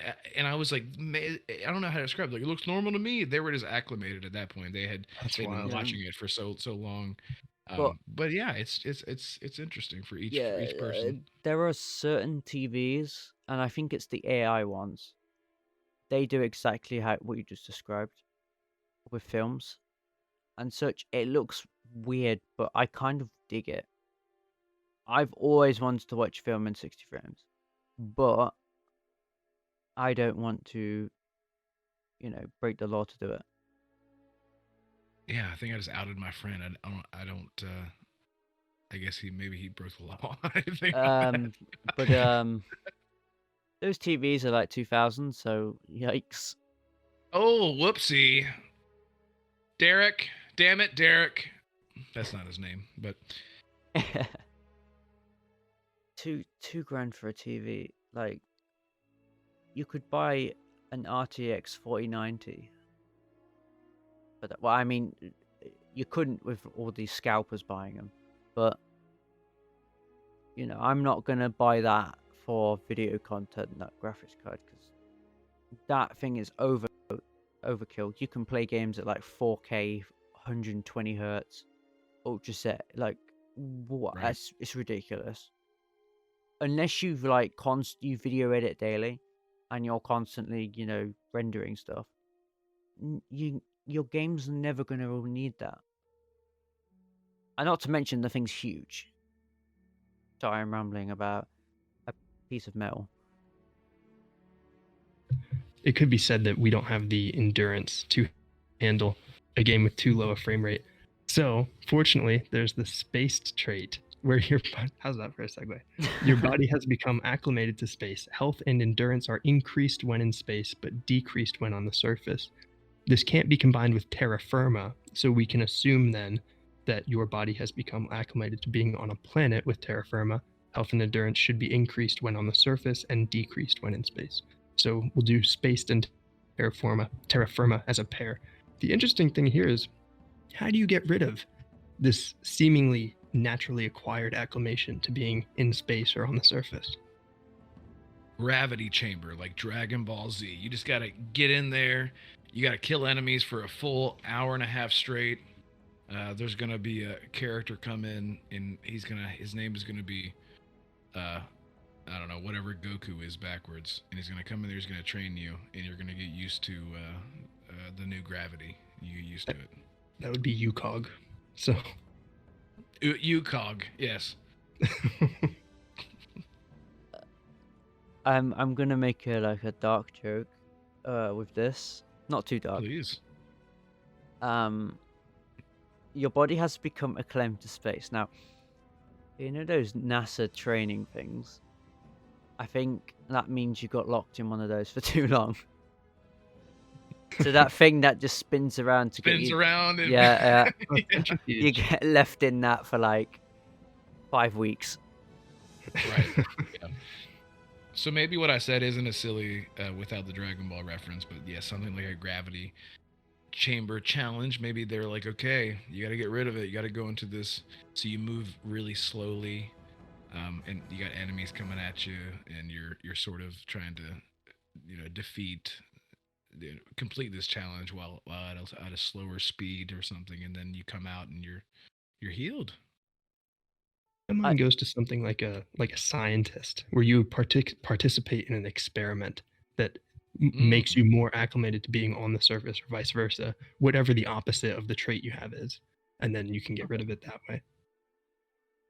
I like that. Something just popped in my head, an idea for this. It says accumulated to space, but what if it means you've been accumulated to 0G, where there is no gravity? Is that what it means? The way it's worded says to me that even when there's a grav, you would still have the increased health and endurance. I don't think artificial gravity would be the same. Yeah, that's what I'm thinking. Whether that's like, excuse me, because it's like a weaker strength or just different in nature. When I read this, the gameplay demo that we saw was obviously not everything in the entire game. Clearly, that's just obvious. This to me, it sort of speaks on gameplay segments that we're going to be a part of much more than I think that we are, because what we did see is our player character floating around shooting things a la Dead Space, in 0G, floating around. This to me sounds like you're acclimated to space, meaning you're buffed while you're in space. So does that also mean that when someone attacks you and they board your ship and you're in space, you're going to be buffed then? You're going to be buffed whenever you're in those segments that we saw where you're floating around. This says to me that a lot of this is going to be happening quite a bit, and that a lot of the times you're going to be vulnerable because moving around in space is going to feel a lot more awkward, obviously, than just moving around on foot. And then getting boarded is another, it's kind of an inconvenience. Having pirates jump on your ship, you could be buffed then too. So I'm wondering if that counts. Whenever you're in space and being in your ship. One thing I really like about these two traits is that you can be very strategic about which one you take, if either of them. So if you know that you aren't good as a player at controlling your character in the 0G, you would want to take space so that you have increased health and endurance in that situation. I think this can be very personalized from one player to another. I think that's really neat. When it comes to 0G, as long as the controls aren't inverted, I'm happy.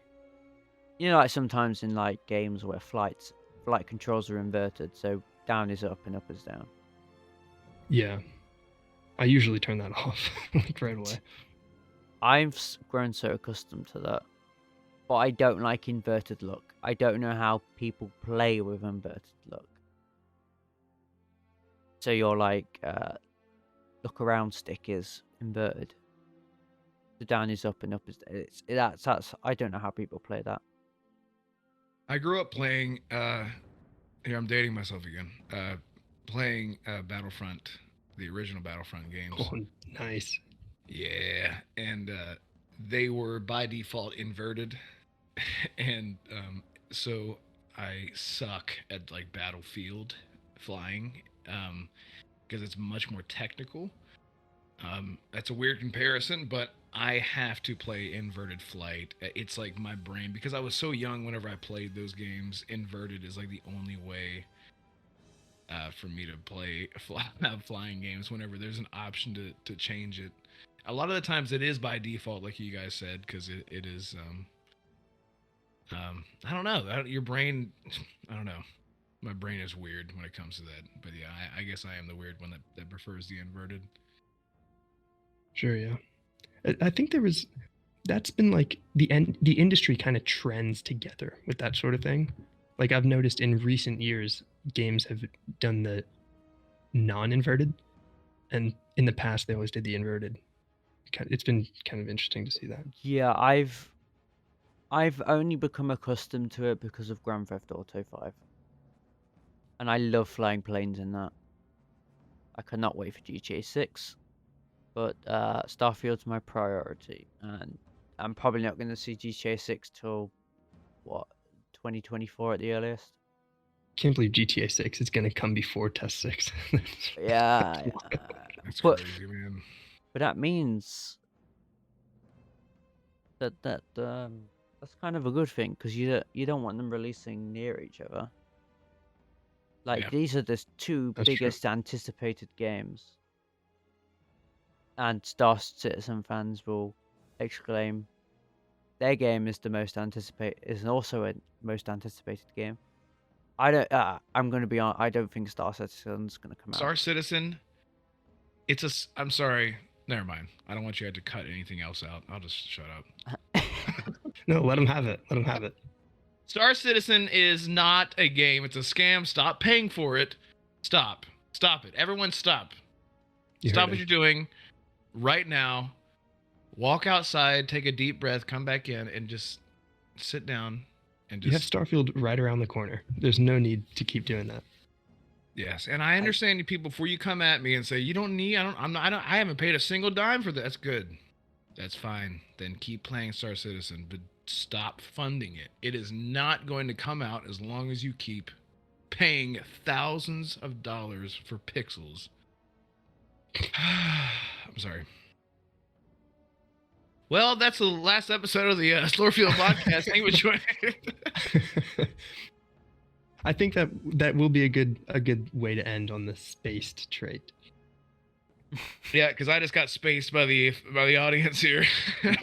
You spaced Cloud Imperium into the middle of next week. Yep.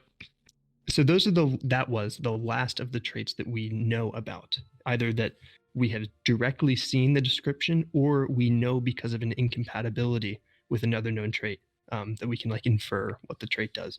We have two that we have seen the name of but know nothing about, and those are Taskmaster and Unwanted Hero. I don't even know where to start with Taskmaster. That sounds like you can like do multiple quests at once, but that's kind of a standard feature with BGS games now. The first thing that comes to mind with Taskmaster, it sort of says jack of all trades. Yeah, I was gonna say that. And yeah, so what does that mean? What does that imply? If you're a jack of all trades, assuming that that's sort of the implication, what does that mean? Does that mean that if you're a Taskmaster, you start with a +5 for every single skill, or a +2? Because that's a lot. It's a lot. If it was like Okay, a huge bonus. This is what it will mean. You're good at everything, but you're also good at nothing. So you level up slowly, but you start off good with +5 to everything, maybe something like that. This discussion changes course entirely with a Google search. The definition of a taskmaster is a person who imposes a harsh or onerous workload on someone else. So I think this is about you as a ship captain and how you treat your crew. Vasco gets the golden treatment. He's +1. He's my co-captain. Everyone else is peasants. So maybe like you need a smaller crew to make your ship run properly, because you impose a harsh and onerous workload on the few crew members that you have. Okay, I'm gonna have to Google this too. Okay, wait. Sorry, read it one more time. A person who imposes a harsh or onerous workload on someone else. See, I'm thinking Marvel's Taskmaster. Whatever. I feel like that's where my head goes immediately. Like, he's good at everything. It's even a biblical term that is translated to mean oppressor, raiser of taxes, chief of the burden. So somebody who brings a lot of work to other people. So that maybe what it means. We know that we can have a crew on a ship. That doesn't necessarily mean companions, because a crew is a lot different than companions. Mm-hmm. You know, Garrus from Mass Effect, Tali, and all that. Maybe it means that there is a higher output of resources with the crew that you have on your ship. So, like, you hire scientists, and you hire crew that gives you intel, or whatever the resources will be that come out of your ship. Maybe there's a higher output from that, but a lower respect or reputation that's your penalty, maybe. So like your outposts as well, not just your ship. You get a lot more resources, but then maybe we don't know a whole lot about the NPCs that are at your settlement. Do they get in Fallout 4 there was a morale meter, which no one liked, by the way, and that meter was broken for a very long time. I don't know if it's still broken, but no one could ever be completely happy. But if there was something like that and implemented into Starfield, and you had a much higher yield for resources, but what would the penalty be if that was the case? I'm genuinely worried about the settlement system. Not in a it's gonna suck, or blah blah blah. It's worrying to me. I think I heard that if you leave settlers to do their own thing, they will build stuff. I could be just like, I had a dream and I just thought of that, and then I thought it was actually said, but that'd be cool. Yeah. I'd be annoyed because they built a house. I'm like, no, I want to build my house there and knock it down. I could be very wrong on that. and Mandela effect, false memories. I don't recall hearing it, but there's been quite a bit of material at this point that I could have missed it. Yeah, it's the section where they're talking about the settlements, and he says you can leave them to it, and that sounds like Sim Settlements, which is a great mod. You should check out Sim Settlements for Fallout 4, by the way. But, Yes, that is a great mod. Yes. I talked to one of the developers of that. It's great project. But I don't take what I just said as fact, because it's I don't know. I have these weird dreams and then I believe they're real.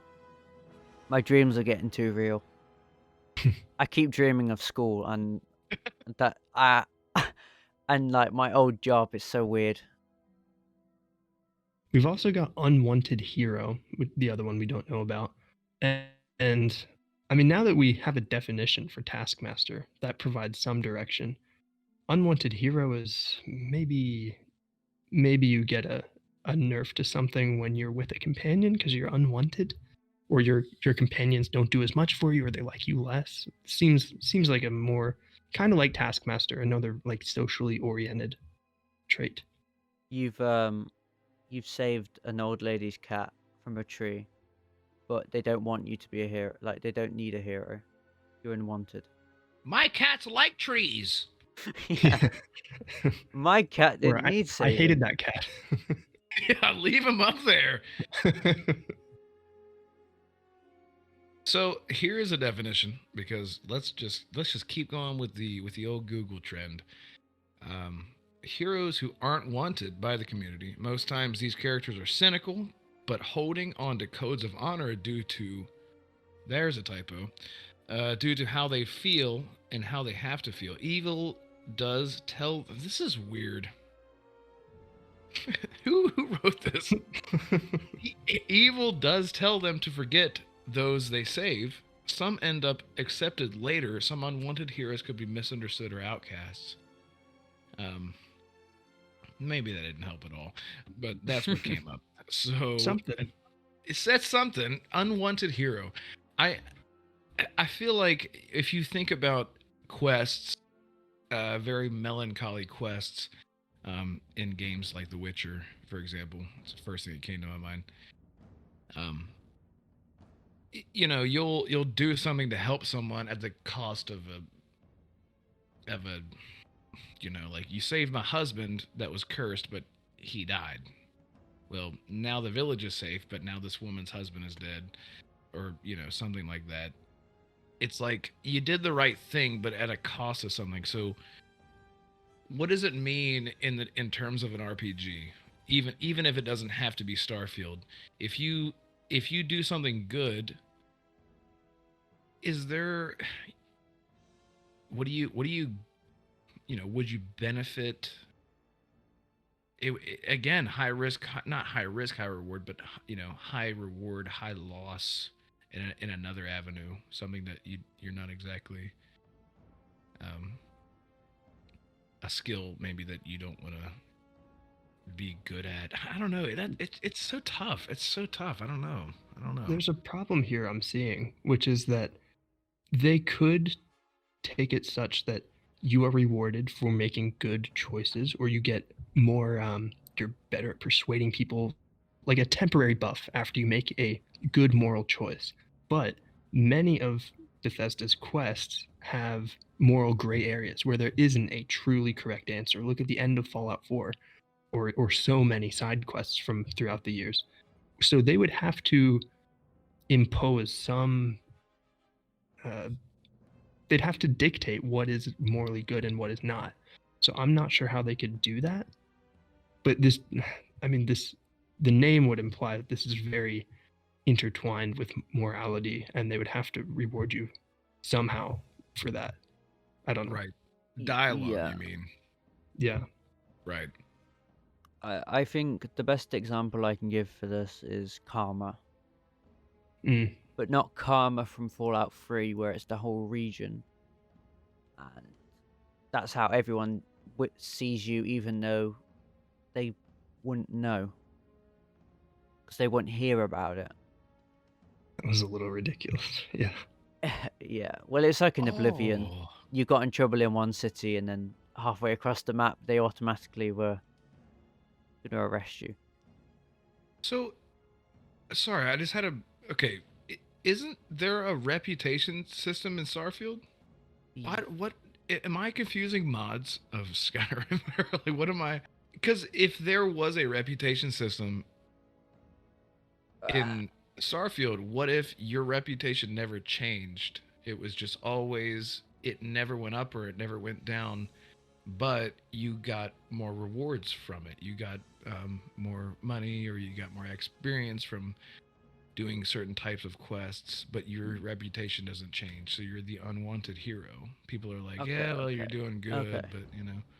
I've got an analysis. So I think I think it's going to be like Karma from Fallout New Vegas, or their reworked Mm, Karma. right.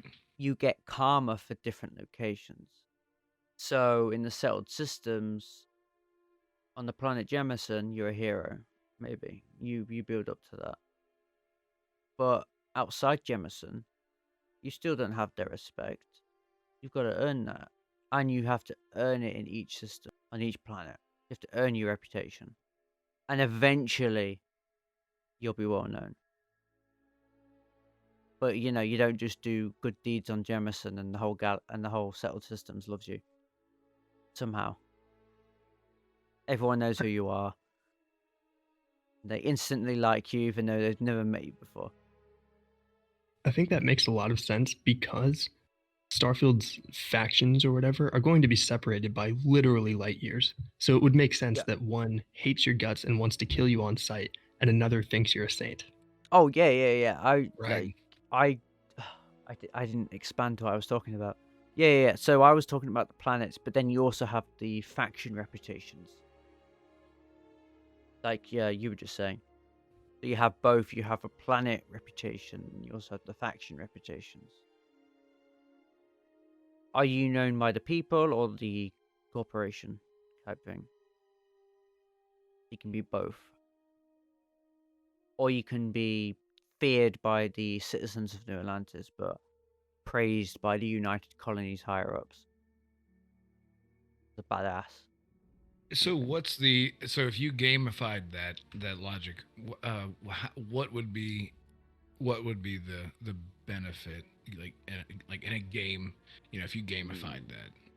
Maybe you get better rewards, but you'll be treated differently by the shopkeepers and the people you interact with that aren't in the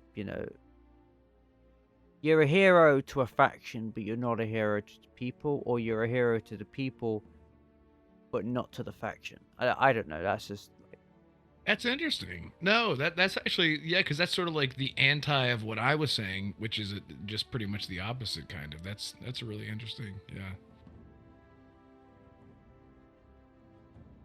This is one that I had kind of glossed over before. This and Taskmaster. I thought, oh, there's nothing to glean from that, but the old Google search, there's a lot there, and both of those could be very interesting traits.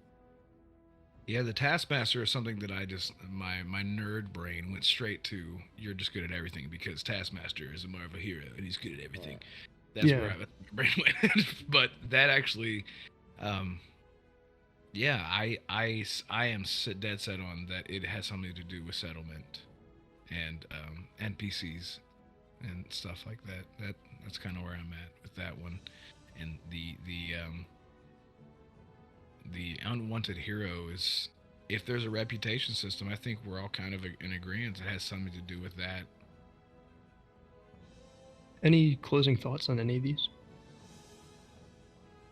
Did we talk about Terra Firma? Yeah, that was grouped in with Spaced. Okay. It was kind of just the inverse of that, where you get the That bonuses is on the that planet. is weird. It's called Terra Firma, Yeah, I googled that one too, and it made sense. They dug really deep for a lot of these terms. I've never heard them. Well, Terra's the word for it's the Latin word for earth. Yeah, so digging kind of does go hand in hand. So Yeah, that's the opposite of space, right? Like you love the ground, but you hate space. Yeah, terra firma translates to dry land or solid ground from Latin. Okay. Okay. So it doesn't mean terra, like it just means ground. Because Yeah, we're not quite sure on the status of Terra. Oh, they're gonna call Earth Terra. That's gonna be so weird. We're not at the stage where we call this planet Terra. We just call it Earth. And one day that will change. I hope so. And Terra is so much cooler than Earth. Earth sounds like it doesn't a word that you like when you stub your toe. it doesn't to me it doesn't sound as natural. I think it's because Yeah. I've like it's been ingrained in my head for so long. Saying Terra is so confusing to me. yeah. Oh look, we're Fair. Terrans. Terrans? I thought we were humans. Right. Exactly. Gears of War. That Gears of War logic where you're a Terran. You know, isn't that Gears of War where they call them Terrans? I don't know. I've Everyone's played it, jacked in that unfortunately. game. They're not Yeah, human. it's awesome. They're not human. I think we can go on to our last segment of each episode, which is the recommendations. Who'd like to go first? I can if you need a bit of time to think. I've got one. All right, Lexi, let's hear it. I'm going to recommend the Adam Project. It's not perfect. It's quite average, I guess. It was on Netflix, I think. It's got Ryan Reynolds, Deadpool. It's directed by the Night at the Museum man. And it's got Mark Ruffalo and some other people. Wow, that's a pretty stacked cast. Yeah. No, it's really good because it's about that there's time travel and he meets his younger self, and then he gets to spend time with his dad that passed away. It's and there's like paradoxical things like if you died in the past, then your future self would cease to exist, kind of thing. If What they're is in this the past. called? The Adam Project. ADAM, Oh! not ATOM. Yeah, I googled it and it's Love ADAM. that movie. I don't know what I heard. Sorry, I think that's my accent. I say Adam. Like Adam. Adam. No, We no. say I'm just an pretty much idiot. It's identical. fine. I just didn't. My brain was like not hearing. I don't know. I love that movie. Love that movie. The kid that they got to play. Is that a spoiler? No. It's in the It's trailers. not a spoiler. No. Okay, the kid that they got to play the younger version of Ryan Reynolds is a huge Ryan Reynolds fan, and I have never in my life seen such an absolutely perfect. His cadence with the way that he speaks, the way that he acts, it is so spot on, and that movie is so charming. It's such a feel good movie, and I agree with Lexi. That movie is. Please go watch it. Do yourself. It's on Netflix. Go ahead. Go on. That's really cool. Does Netflix have a free trial, or have they ever? They used to. Yeah, they should do. Netflix is getting too expensive though. Yeah, that's what I was thinking. They've upped it a couple times. It's not worth it anymore now that Henry Cavill's out as The Witcher. My heart Yeah. is broken. I use Disney Plus the most. Disney Plus has so much content. Yeah, it's got a lot of good stuff. We'll save your recommendation for last as the special guest. I will recommend. This is such a meme. F1 2022. I love Formula One. I have for several years now. I'm able to draw a slight connection to Starfield here because the game has a My Team mode where you manage an 11th Formula One team, and you have different like sections of your team. You have like marketing, you have research and development to make your car go faster, and then within that you have like your drivetrain, your chassis, your aerodynamics, and you can invest in all 4 of those different departments. You have to manage them, and there's a little bit of a parallel to ship and crew management in Starfield, where you have your shields, you have your weapons, you have your power. So that's the way I'm gonna connect this to Starfield. But the F1 video game for this year, 2022. It's I put a lot of hours into it, and that's what I've been playing lately. So that's my recommendation.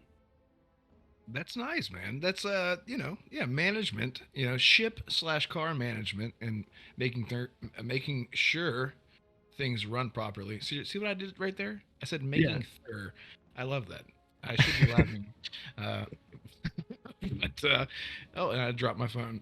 Is this good content? Are we doing okay? Oh yeah. All Oh, right. So my recommendation, I have two. I have a movie and I have a game. Event Horizon. If anyone has seen this movie, you're like, oh my god, yes. Because are you all familiar? Familiar, but haven't seen it. Okay. And of course, it came out like 72 years ago when I was born. But Event Horizon is a space movie that, funnily enough, that's not a real word. It came out during the time that the Warhammer franchise was sort of building up, and it has a fun connection to how Warhammer 40K begins. So there's a little teaser there, but it is a space horror movie, and one of the best. It is you could kind of liken it to Doom,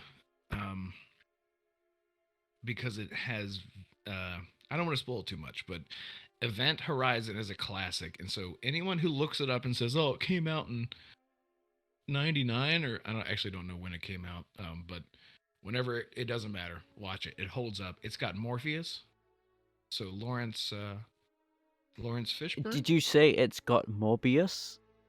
Morpheus. Morbius. The No, not vampire. Jared Leto. Jared Leto wasn't alive. Yeah, it's got the guy that is from Jurassic Park, Alan. That's not his name, but the character's name is Alan. It's such a disturbing movie, and because it's set in space, it is. I don't want to spoil anything, but Event Horizon, that's my movie recommendation. And the game is very simple.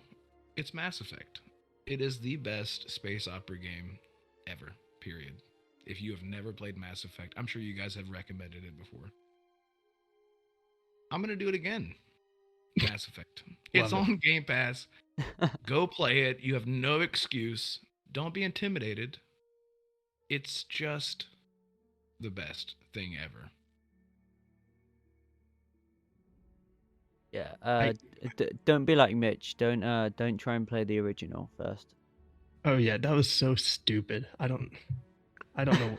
They announced the remastered version, and I was like, "Oh, I've always wanted to play that. Let me get ready for it by playing the original." And it just hadn't aged. I couldn't get through the first level. Yeah, and then you create your character. You spend like 57 minutes creating your character, and you're like, looks good. And then you get into gameplay, and it looks like his jaw is like eating the top of his forehead, and you're like, it's like drifting away out to my ear, and yeah, it does not hold up too well. But yeah, it's funny. The first Mass Effect was the one that they put the most work into as far as reworking a lot of things. They redid so much, and the game is just, by comparison, just such a. I could go on and on talking about Mass Effect, but yes, I digress. Great pick. There's no denying the influence it's had on the industry, and I would say science fiction as a whole. Right. I can provide a little bit of context to Event Horizon as well. And Event Horizon, I'm sure the space geeks out there will know this, the event horizon of a black hole is the line, the radius at which light can no longer escape from the black hole. So that's where the name comes from. Speaking of black holes, did any of you see the video of it? Technically happened millions of years ago. But the way light works, we were just observing it, like recently. We saw a black hole devour a star a few years ago, and recently, or a couple of months ago, Britney Spears? uh, You can cut that out. but recently, it spat the star out. No. Yeah, and like it changed like the ring around the black hole or something. Oh, It that's was incredible. an event. Yeah, you should look it up. It ejected, Wow, and it's that's changed our crazy. completely understanding of black holes. The star it devoured, it ejected later. That means it's not a permanent transition. hmm You're not Holy cow. permanently once you're in the middle. I don't know. Is that the horizon? Once you're past the event horizon, I guess, yeah. Well, once you pass that, it's not the end. You just stay there, and then you get spat out. We've just observed that, but that happened what, a couple billion years ago. However far away it is, yeah. That's That's amazing. crazy. Yeah. I mean, if there was a civilization 65 million years away, and they looked at Earth through a highly advanced telescope, they would see dinosaurs because of the way light travels. I love that. Yeah, You got like a T-Rex blown. waving with his little hand. Yeah, they could witness the mass extinction event, and they could think this Oh, planet man. is like doom. This is only if they had a telescope powerful enough to like see light years, which is, well, as far as we understand, impossible. It would our planet would look like an olive with a Q-tip, or wait, a Q-tip? No, a toothpick, a Q-tip. It would look like an olive with a toothpick through it, not a toothpick, because the telescope would have to just absolutely be just sticking out of the planet and just embedded into the core. I'm exaggerating, obviously, but Like the way we detect planets from millions of light years away is like sun shadows, I think. hmm The shadows of the planet, and then to confirm that it's actually a planet, they wait for orbits. If there's no orbit, then it's not a planet. If there's an orbit, say it passes a couple of times, then found another planet, boys. And what's amazing is that we can only see a tiny fraction of planets that are out there because we can only see the ones that orbit at such an angle that when they pass in between us and their sun, we see their outline on top of the sun. Or actually, we don't even see their outline. We see the slight reduction in the sun's brightness, the star's brightness. What, do you remember our conversation, was it an episode or two ago? How new elements are formed? Oh, yeah. Yeah, you taught me something there. I had no idea. The James Webb Telescope, it captured... I couldn't believe this. You can zoom in so much on that, on the pictures it takes. You can zoom so far and it's still high resolution. Wow. If you there's a certain star that is really in the background. You really have to zoom in for it. There's a star, and it's apparently one of the original stars, one of the last original stars, where they're not made of everything our star's made of, because it's made of more basic elements and they work a bit different. But the thing is, obviously, that star is long dead, but you know, we found one. So It's amazing just how small and meaningless we are at the end of the day. I don't even know if this is true, but I'm going to say it anyway. Apparently, there's this void in our galaxy, or in space. There's this black void where there's just hardly anything. Apparently, I think it's Type 3. A Type 3 civilization can harness the power of all the stars in the surrounding area. And theoretically that would mean those stars would dim. I think I could be terribly wrong. That would be something. But you know, like encasing the stars, stuff like that, and it looks like there's a massive void. Mm-hmm. So if a civilization that it's a wild tin hat theory that that void could be where a Type 3 civilization inhabits, because there's just empty space. A bit strange. Or a supernova. Yeah. I guess that would have to be like a super duper nova because that's a lot. Because each star is a sun, right? So, yeah. Well, a supernova's two stars colliding, right? I think Is it super? Is that the main? Sorry. Whenever I think of supernova, I'm just thinking of a star exploding. Period. Supernova, Yeah, to my understanding, is a star death. yeah. Right. There is a phenomenon where stars collide. That is a spectacle. in That space. could be. That could make more sense for a void in space for two stars colliding, pushing everything away over millions and millions and billions, and that's wild to think about. We're not scientists, but maybe one day we'll have a scientist on. Yeah, A scientist that wants to talk about a video game. that's a good idea. Maybe we can look into that. Yeah, let's email Neil deGrasse Tyson and a bunch of other scientists. Yeah, he comes with his own background music. It's just like ethereal, relaxing. That's hilarious. Everyone just falls asleep, and it's just like a 5-hour podcast, and you just hear snoring in the background, and it's just him talking the whole time. It's just nothing but knowledge. Some of his theories. I'd love to talk to that guy because Neil deGrasse Tyson, like, he's amazing. He's a legend, man. Yeah, he is a legend. It is hard to compare. I mean, some of the greatest people in history are memed because they're just so you can't compete. So it's like, well, might as well just have some fun. But yeah, so that void's either some event happened or there's a civilization there harnessing all the stars and the surrounding area. Which let's hope it's not a civilization because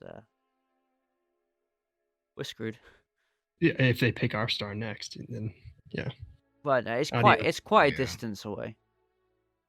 I mean, as far as I know, there are like kind of stars in that area, but not really. So maybe there's some dwarf stars that they didn't want. Something fun to look into. Do we have any closing thoughts on the recommendations or any traits? I know I asked earlier, but check again. This is not a trait, but I have to say this because I don't know when the next or if I'll even be here for the next podcast. I don't know what's happening as far as that goes. The bounty hunter background. Ever since I was a little boy, we're going back to Wolf's past. I don't know. When I was a young pup, it was Oddworld, Stranger's Wrath. It was Star Wars Bounty Hunter. It was Boba Fett. It was anything that it was the bounty hunting missions in. You wanted gun. to, yeah. You wanted to do the dirty work the companies didn't want to do. Right, and just the thought whenever you think bounty hunter in media, in movies and in games, it does come back to like a bounty hunter of the galaxy, of the land, of like, don't mess with this dude. He's gonna bring you in warmer, and then and then the Mandalorian was a huge hit, and that's what he was. I mean, I wonder about that background because is it if you are a bounty hunter, you're not missing out on bounty hunting missions if you are not choosing the bounty hunter background, but you're getting more rewards. Mm. Because there has to be. I would be totally fine with, and Lex, I'm sure you're familiar with like the notice boards mods, which I just can't. I can't play Skyrim without those mods now because they're so. I love that. I love just because I also am someone who disables fast travel. I have a disable fast travel mod, and I just love venturing out and just having a journey. And the goal is to go and kill someone for a bounty, but it's everything that happens in between that, the point A to point B. And I just hope that Starfield has just a simple, even if it's just a simple, repetitive, just bounty board. Here's a dude. I don't expect us to be able to take someone alive and throw him over our shoulder, or even like knock someone out and then we get on our ship and then there's an unseen animation. Vasco picks him up, loads him into the, I just hope that that's a thing. Because I am like, what does that mean? What is that? Like, that is, I just want that so bad. I just had to get that off my chest because that's all I want. There's only two things that I want in Starfield. I want to be able to walk around my ship, no matter what, on land or otherwise. And I want to be able to be a bounty hunter.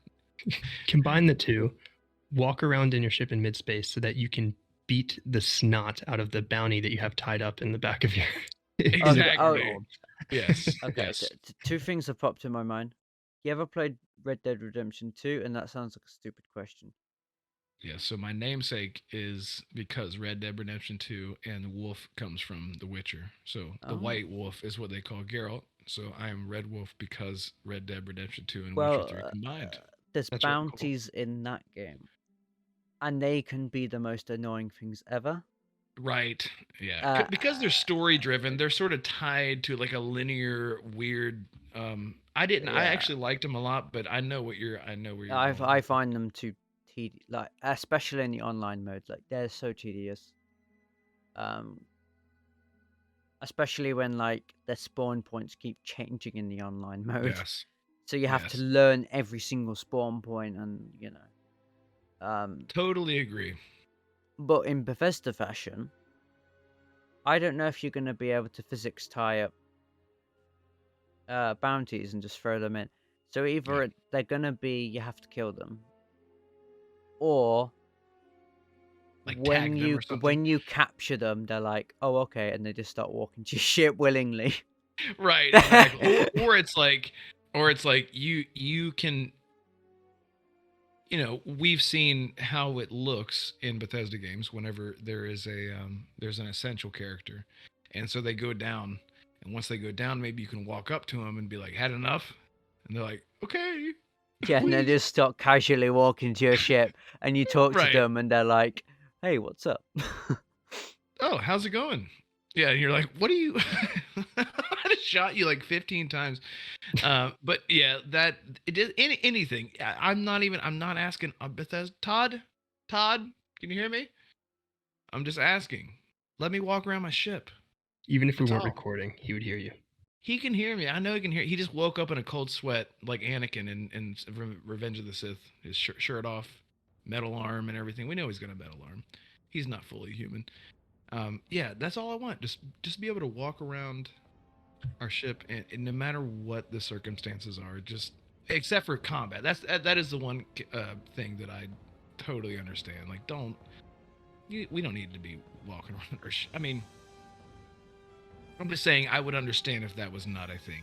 But as you said before, yeah, let us screw ourselves over and get blown up. I either way is totally fine. But the bounty hunting thing is, when I saw bounty hunter as a background, I just imagine whenever the character talks to you and says, "So you're a diplomat," and I just imagine him saying, "Oh, so you're a bounty hunter," and I'm like, "Oh hell yeah!" Oh yeah, they could have just recorded that for every right. And I think that's what it's gonna be. Oh, so you're a bounty hunter? I hear, I see, I think, or whatever. So I don't know. I just love the idea of having a title, and some people reference your background. Again, Mass Effect. Mass Effect did that, and Mass Effect used it throughout the entire trilogy. It would reference, "Oh, you're a war hero. I heard what you did on in the Blitz," or it's like, "Oh, I heard you were ruthless. And then you're like, "Yeah, I did what I had to do to survive. This is what I had to do." Yeah, You at the pace I do content in Bethesda games at launch, I tend to forget certain aspects, and when a character comes and references it later on, I'm like, what? Oh yeah, I did that. Right, Oh right. yeah. Wait, is my game bugged? Oh, I must have done that. Because I go through several, like, the way I do quests is, if there's a quest closer to my objective, I'll quickly do that side quest and move on. Right. And I just do location as I'm moving. That's how I did Fallout 4. I kind of regret going in Dunwich Boars because, oh my god, that's terrifying.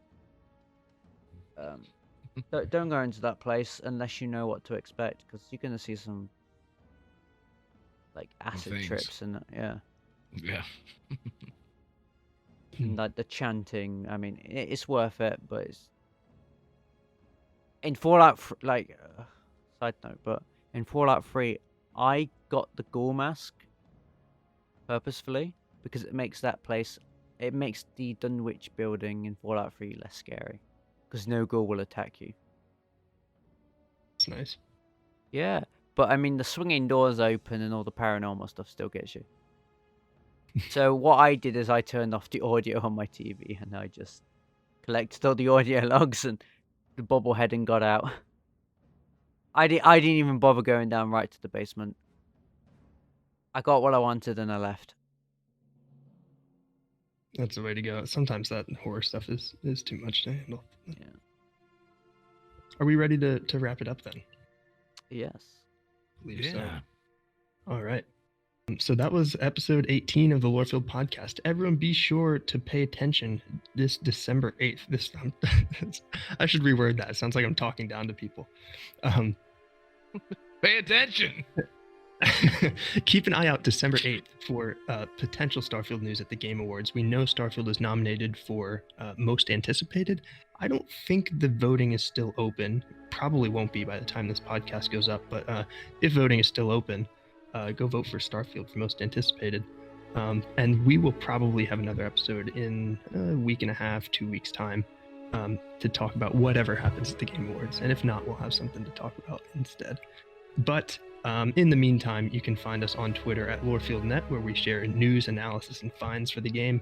You can also join us at the Lore subreddit, r/Lorefield. We're always looking for new members over there, and that'll be a great place to discuss lore as we get closer to release. We're also on YouTube as Lorefield, where you can subscribe for all of our podcasts and some other video content, such as Tales from the Seven Systems, which you can expect more of. We have a Discord. Join us and some wonderful members of the Starfield community for lore discussion and more over there. And also, thank you, Wolf, for joining us. This was a lot of fun, and I'm sure we'll have you back soon. Yes, thank you. And take care, everyone. And I think that's everything. Thank you so much for listening, everybody. We'll see you next time. Bye all.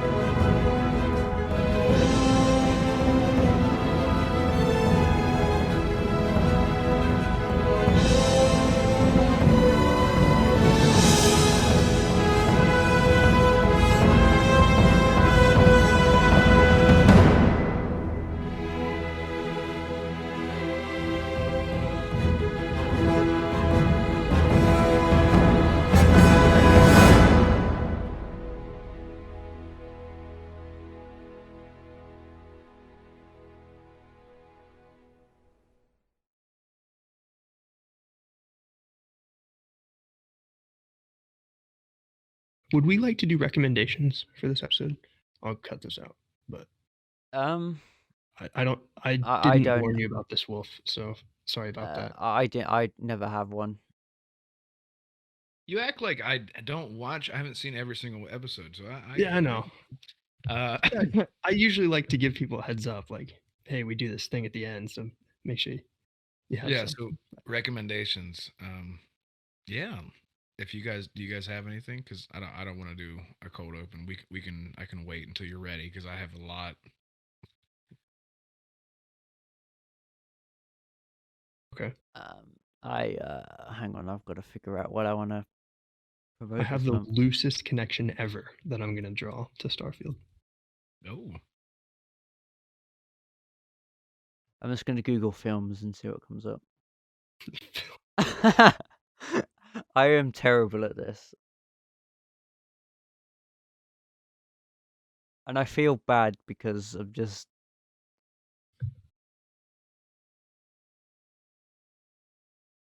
By the way, do you do claps whenever you know that you're gonna cut a segment out? No, but it'll help. I'll see it. I'm gonna tell you right now. This is some behind the scenes stuff. When I record, it is. I sound like a psychopath. And just cut everything out. What I'm about to say. But this is how voiceover works. You know, I'm doing a voice, and I realize that I have something up, and I will have to make a spike in the audio, so that way I know that when the last spike ends, the thing that comes next is what I want to keep. So when I was doing voiceover, for example, for Wolf for the episode 1, it would sound something like this. I would go, I would go. You know, I was just a boy. I grew up in a farming village on I was growing up on a farming village. I was just a boy going on fire, and I would do that until I nailed it. I'm not kidding. I still have the audio. I can send it to you guys if you want to hear it. But that is what it sounds like. And you got to jump straight back into character and just keep going. I did not hear a clap. I just... I heard something completely different. Yeah, it like that's not a clap. That was literally me going, "Yeah!" That's what I was doing. I'm not kidding. Okay. I would yell that way the volume would spike. So that's how it would be. Do you mind if I put that in? Yeah, leave it. Yeah.